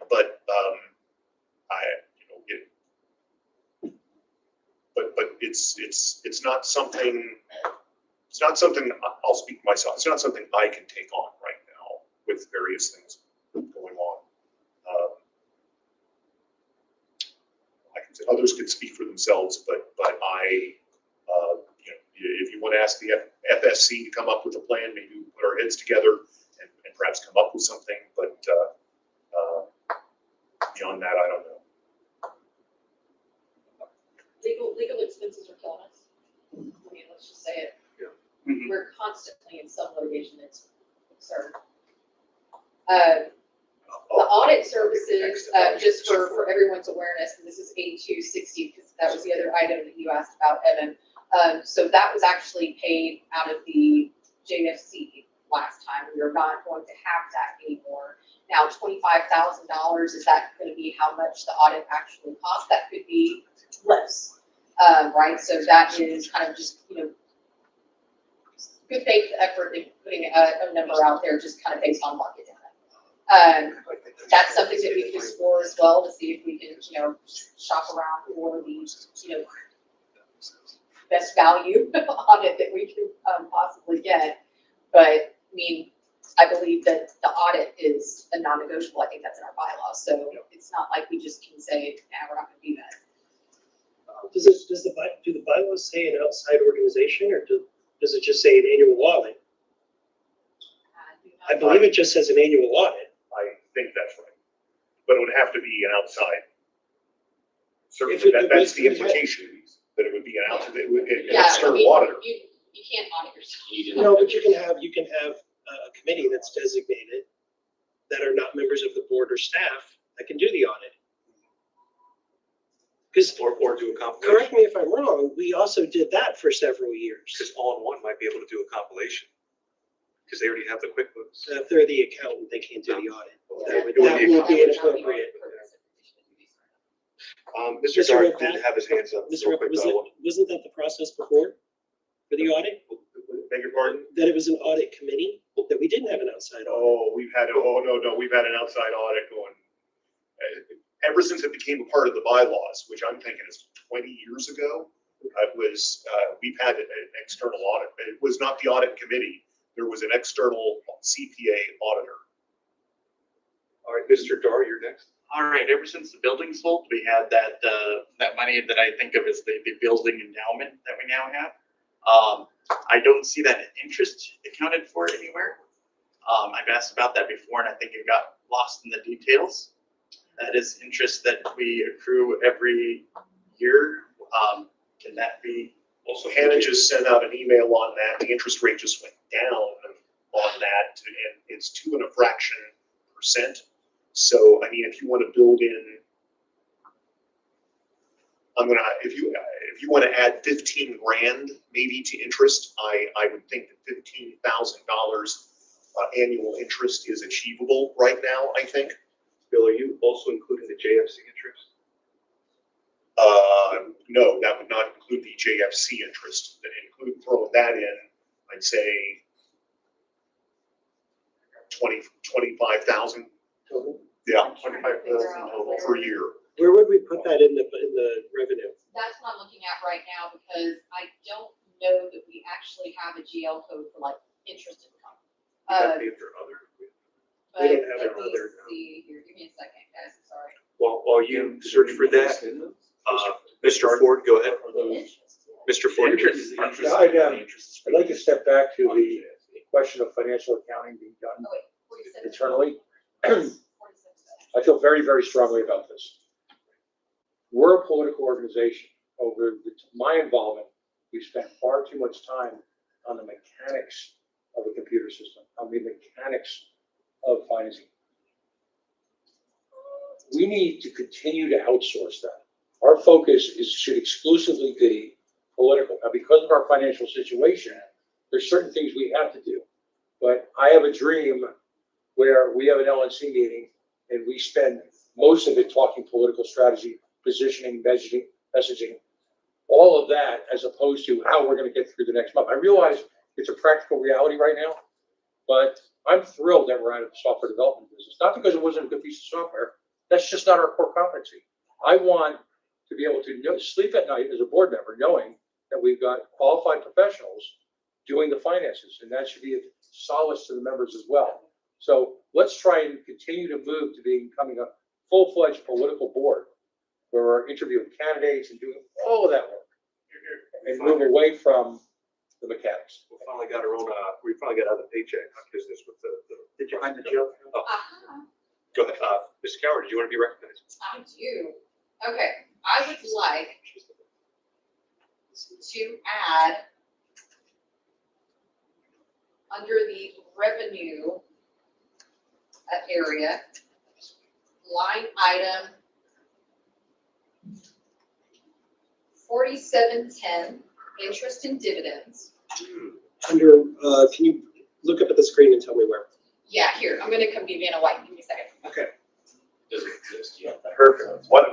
Right, right. I Why know. don't you put it in row 23 where the refunds and contributions are? We have blank right now. What- No, because if you go down here to budget and actual 7. Okay, so scroll down to 87, 4710? 47. or was it 4710? I'm sorry, revenue is 47. 47, that's, sorry. Okay. 47. Got to go up. All the way to the Oh, sorry. It's row 22. Listen, Yeah, There it is, row 22. 4710. Okay, so here we go. This is 4710. This is interest and dividends. So this was a miss. So this line item right now, we have through October, it was a little less than 10,000.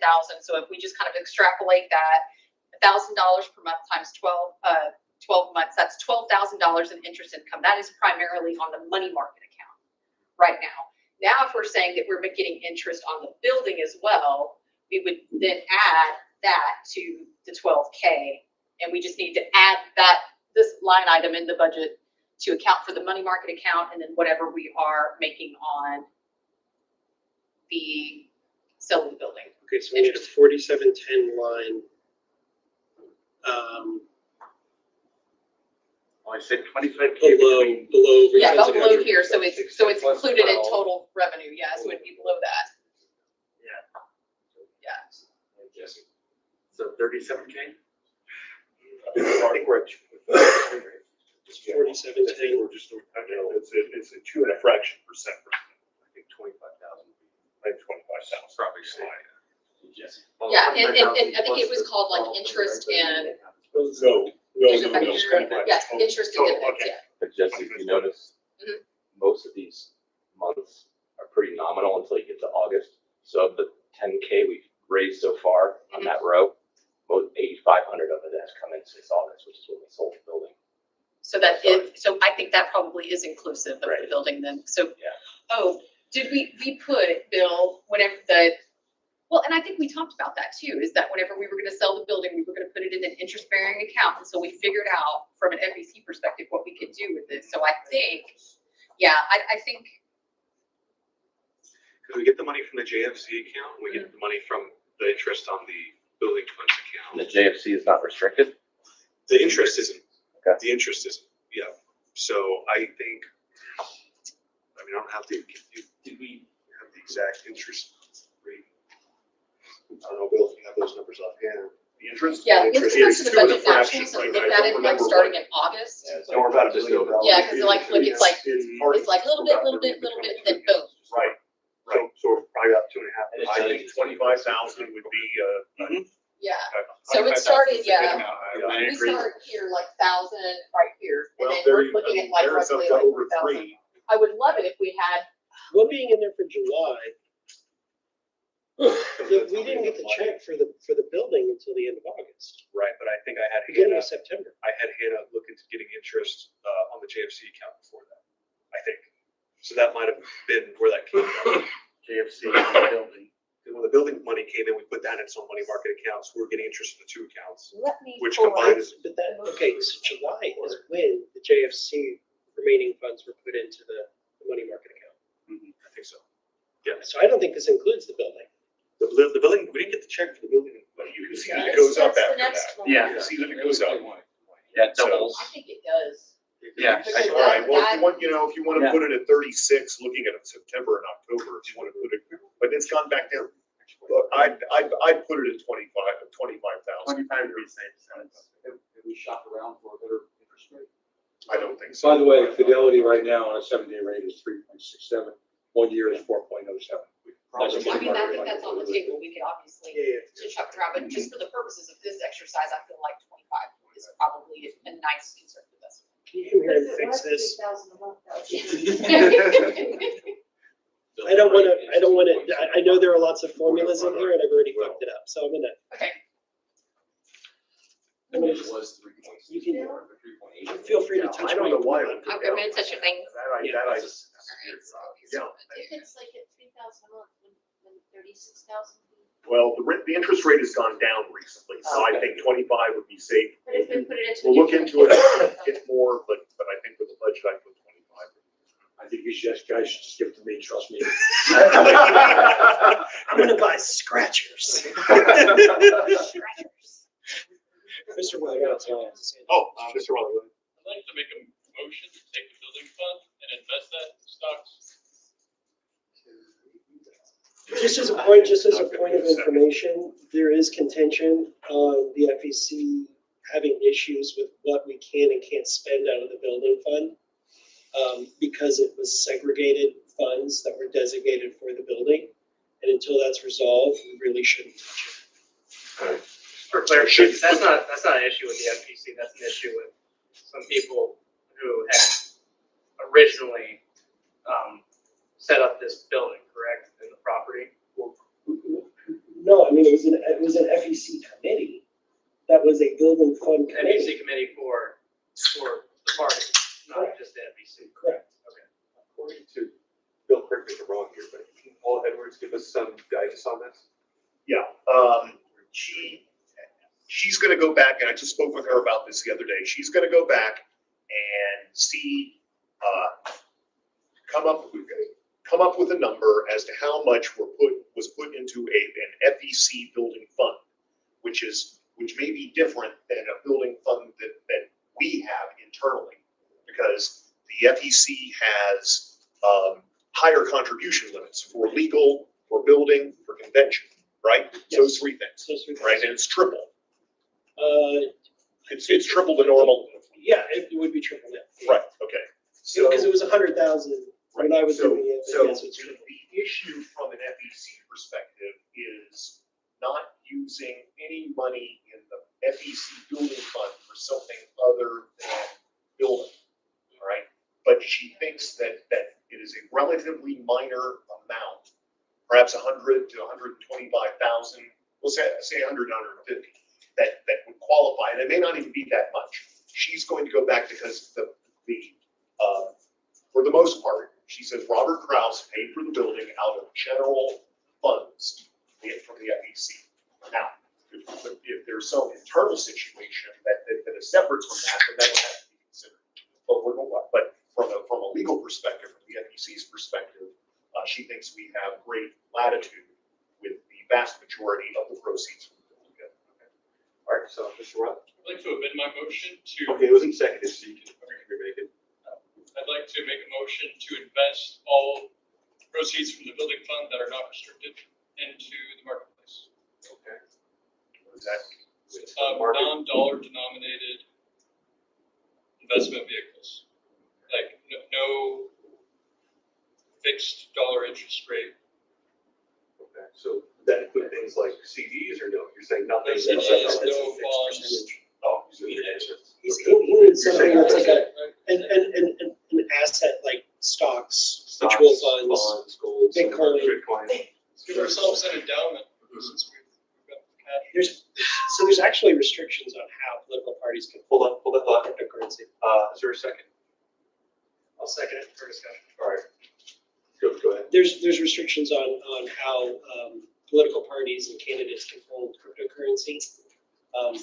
I don't know off the top of my head what the regulation is, so I would not recommend doing it in cryptocurrency for that reason only, because I love crypto. It's great. It's amazing. If you have Bitcoin, please send it to us. But I would be cautious about that because I do believe the regulation is that we can't hold it in crypto. So if we bought crypto, we would actually potentially have to turn around and immediately sell it. There's no, okay, I might be wrong on this, but there's no crypto denominated securities marketplace. I'm not referring to buying crypto. Okay. Equities is what I intended by that. Thank you. Okay. Shares of S&P 500, just index, anything's better than 2.5%. Nancy Pelosi's portfolio. I mean, that's a right there. Whoever's above Nancy Pelosi in this unusual way. As a person who is heavily invested in equity securities personally, ETFs and mutual funds, with the exception of one shabby individual stock that I told you what it was, I'd have to put a bag over my head. Okay. To hide, but I vote against this. I don't think it would be appropriate to do risky for this party, particularly in its current financial situation, to take on anything other than risk-free investments at this point in time. If we lost even in non-speculative investments, if we lost a significant portion of principal, I think our contributors would be mighty sore, and I think it would be advisable for us to. Any further discussion? Go ahead, Mr. Ryan. Over time, a diversified portfolio can be a lot safer than something that's being eroded by inflation at a significant percentage. So counter. I agree with that, but I'll speak my Ms. Coward. I would like to make a motion. Well, hold on, we're actually on a motion. We're still. We're on a motion, or discussion on a motion. What's the exact language of the motion again? Could you repeat that? Yes, I would like to invest the non-restricted proceeds from the sale of the building into equities. And we don't know exactly how much. Actually, Mr. Chair is, Because we would have to. Would it- go with policy. just bear with me, I'm sorry. Is it even in order because it's not a budget matter and we're in the budget? Wouldn't that be something outside the budget technically? Because technically you would have to, the way you would have to phrase, because if you were. This isn't, that's not No, an that amendment is, to the that budget. is a good point, yeah, because if, I can bring it tomorrow. okay, okay, all right, so I'll call it out of order for now. Ms. Coward, go ahead. Okay, I would like to amend the budget to add line item 4710, interest and dividends. And that would be under the revenue section in the amount of $25,000. Second. All right, there's a motion and a second. Would you like to speak to your motion? Yes, so this was a miss on our part, full disclosure. We have that line item, that is a GL code that already exists. That is interest-bearing income coming from our money market account. The sale of the building is included in said interest-bearing account, and so what we are doing is taking a projection based on actuals since the sale of the building, which we started seeing coming into our P&L in August, and then extrapolating that. So that is actually income that we missed in the budget creation. So it should have been included. Any further discussion? Any objection to the amendment? Going once, going twice, passes without objection. And then whenever Evan gets that up there, then whenever we bring back up the budget and scroll back down to the very, very bottom, we are now less than 60K. All right, what else? You want to do another scroll, see if anything comes to mind? I'm actually going through the budget and actuals tab now to see if there's.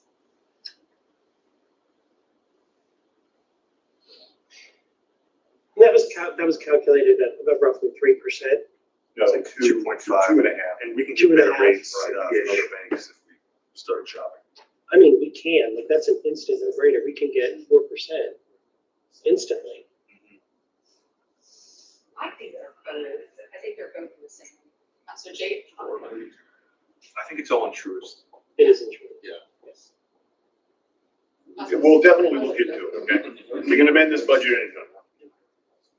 I mean, if we put it closer to 4% after the beginning of the year, that moves us a hell of a lot closer. Well, no, I agree. And I do think that 25 may actually be conservative. So again, I would like to under promise and over deliver on that, but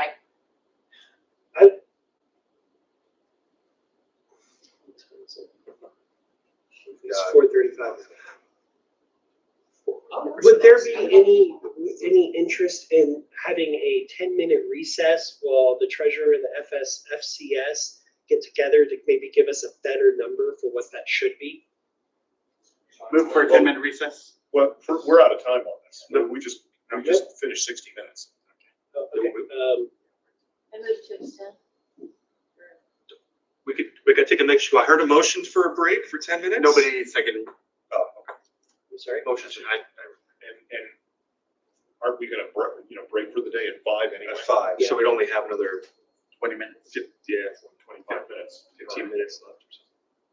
I would like us to be closer to that number of what is actually a reasonable number that's closer to it, because that could bring us just closer to, yeah. I was gonna let her extend it. Well, either way, we have to extend, so that's Right. why Yeah, we're yeah. going to extend. So I move to extend time by 15 minutes. Is there a second? Any objection to extending for 15? Hearing none, we're extended 15 minutes. Move to recess for 10 10 minutes. Any, second, any objection? All right, hearing none, we'll reconvene at 4:46.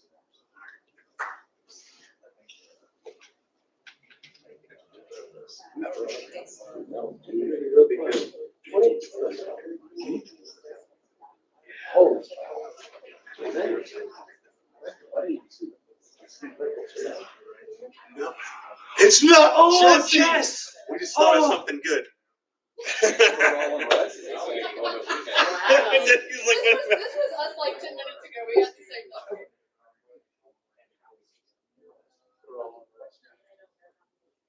Oh, that's it. Yeah. Sorry, I didn't. You got me real excited. I didn't miss that one, yeah. Yes. Yes. That's how maybe in January.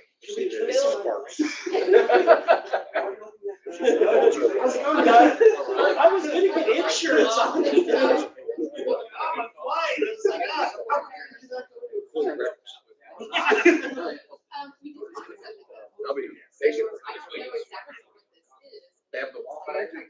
No, ours is pretty much hard-boiled eggs,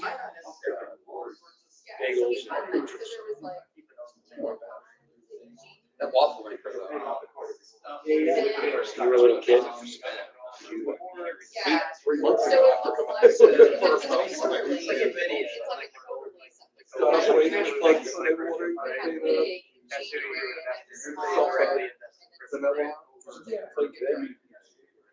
Yeah.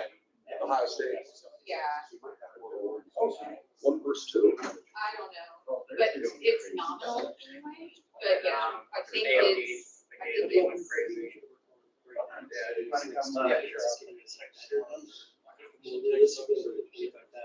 Big one.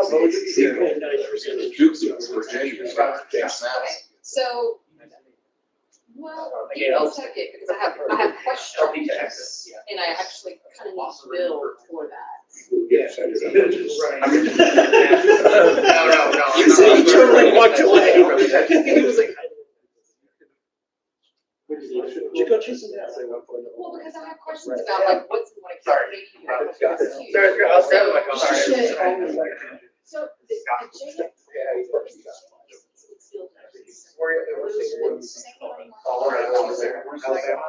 J.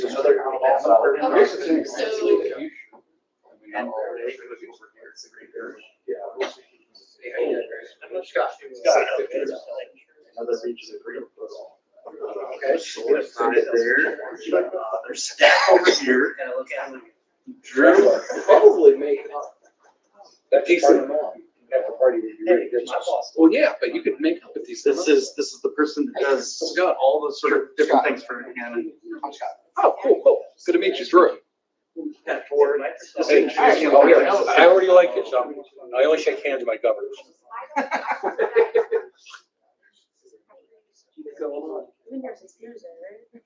Friday, early Friday. Oh, good. You can go out to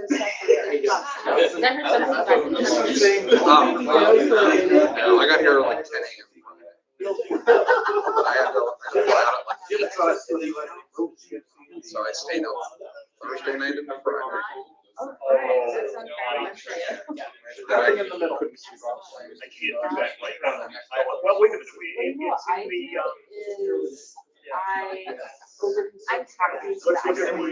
let's look at the, hold on, let's look at the last Canadian state.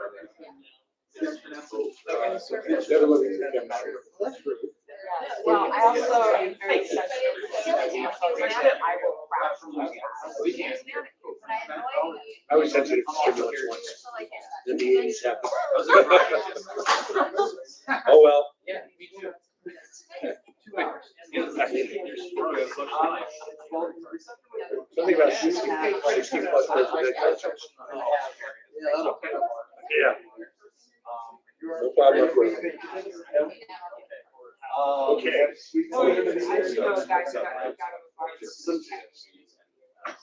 All right. What are we talking about this again? Oh, he was a deadhead too? So I have, Yeah, we had a deadhead conversation. I am a deadhead. No, it's like being in the you never leave the Marines. You never leave the Yeah, so yeah. Jacob Bradley speaks highly of me. He knows me too, that's.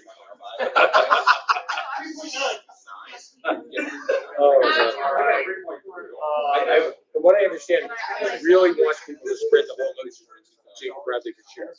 That's what I was ready told. Yeah, just listen, don't worry about it. During the week, Angela 2.0? just Jacob Bradley for chair. All right, that's just. You should definitely nominate him just for fun. Oh, yeah, no, The problem is I don't know how well known he is outside of this. he's very well known. Is he? For all the best reasons. Best reasons? But I still have to torture him. I know. You cash. That's how I show I up. could use like 1,000,001. I'm running for vice chair against, Against, in Texas, not here. oh, okay.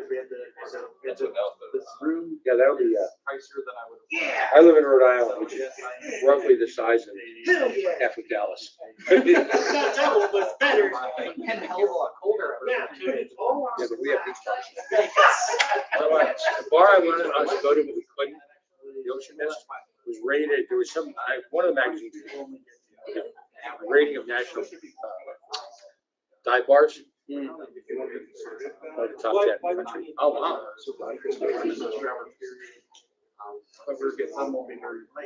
We've never gone up to I think of like the most cliche gross of the category. There's a no neck beard. The beer muta dry bar. And their sign is.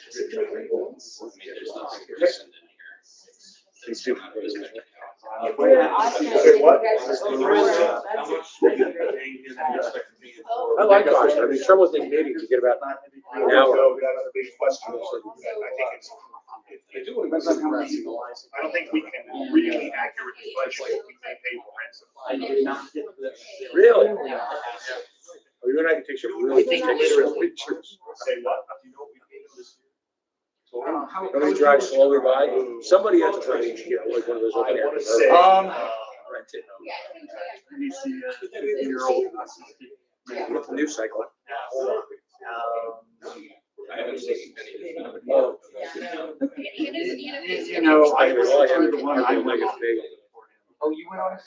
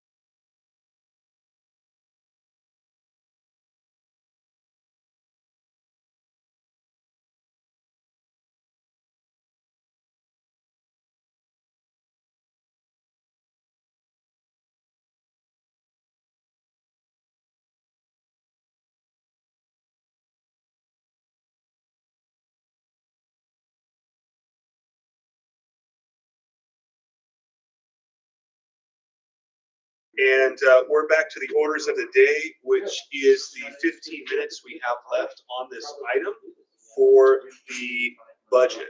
How much more time? 15 minutes. 15 minutes?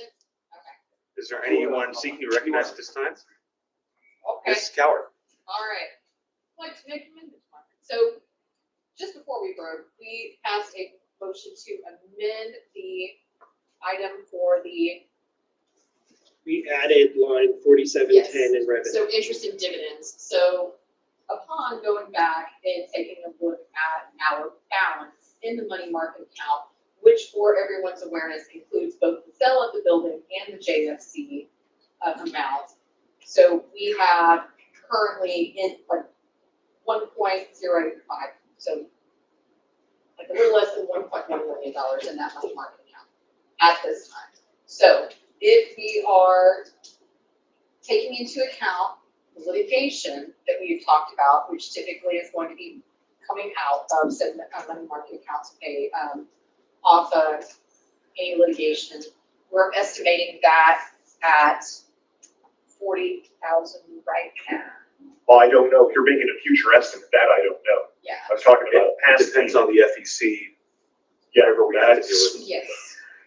So that's hard to estimate because we don't have a crystal ball. So we're just saying, all right, looking at that, let's say it costs, $40,000 or something, taking that 1.1, a little less than 1.1 down by 40,000, and then applying a 3.9% interest rate, that gets us a little over $40,000 in interest income. I would take that down and just make it a nice even $40,000, and I feel like that is reasonable without really having a crystal ball understanding how much our legal expenses are going to be. Second.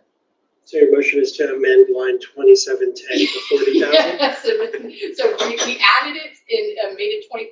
I'm moving to amend it to increase it to a total of $40,000. All right, there's a motion and a second. Any discussion? Any objection? Once, twice, three times, amendment passes. All right, Mr. And Secretary. now we are, yeah. I've done what I can. That is about one max donation We away. got rid of That the is, county. that is about a max donation. Point of information, is a balanced budget required to pass? No, sir. I move that we pass the budget as amended. Is there a second? That's the motion. Well, that would be the, I mean, I guess you'd be saying, you would call the question, you'd be calling the question, right? Call the question. Okay. Was there a second? Was there a motion and a second? All right, so a motion has been called on the item. Is there any objection to calling the question? Mr. Secretary, whenever you're ready, sir. Give me 1 second here. The original motion was made by Ms. Coward, seconded by to approve the agenda, or to approve the budget. I think I second. Yeah. You seconded it, but it was Ms. Coward who made it, correct? Yes. To like the original Yeah. motion to adopt the budget? Yeah. No, that was not me. Who that was? That was, Mr. McGee, sure. or, You two, I missed out on. Just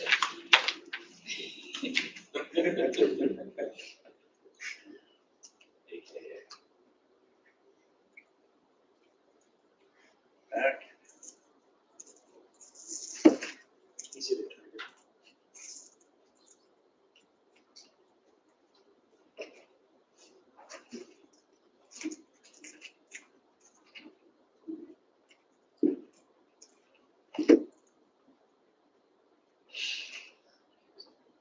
You said, who? McGee, and then seconded by Mr. Redpath. It's been a little second. Let's see.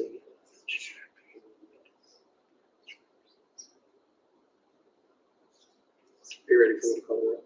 Yep. Oh, damn it.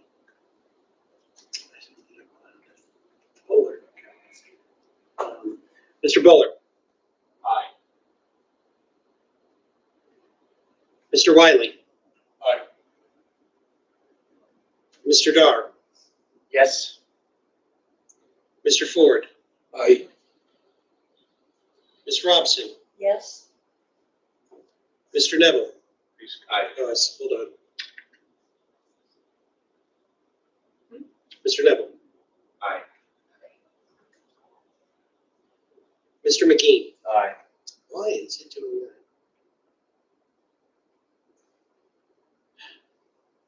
that? I vote yes. Mr. Hirsch. Yes. Treasurer Redpath. Yes. You did the same thing. Still tacky. Yeah, you gotta go down again. You just hit enter. Ms. Coward. Yes. Mr. Vincent. Yes. Mr. Chair. I vote aye. The vote, Mr. Chair, is 13 yes, 0 no, and 0 abstentions. Motion passes unanimously. Devin, do you want to alt vote, the alt vote? column? Yes, thank you. So that I don't, give the credit to, Oh, no, I'm just saying, so Keith has plausible deniability. oh, he's going to.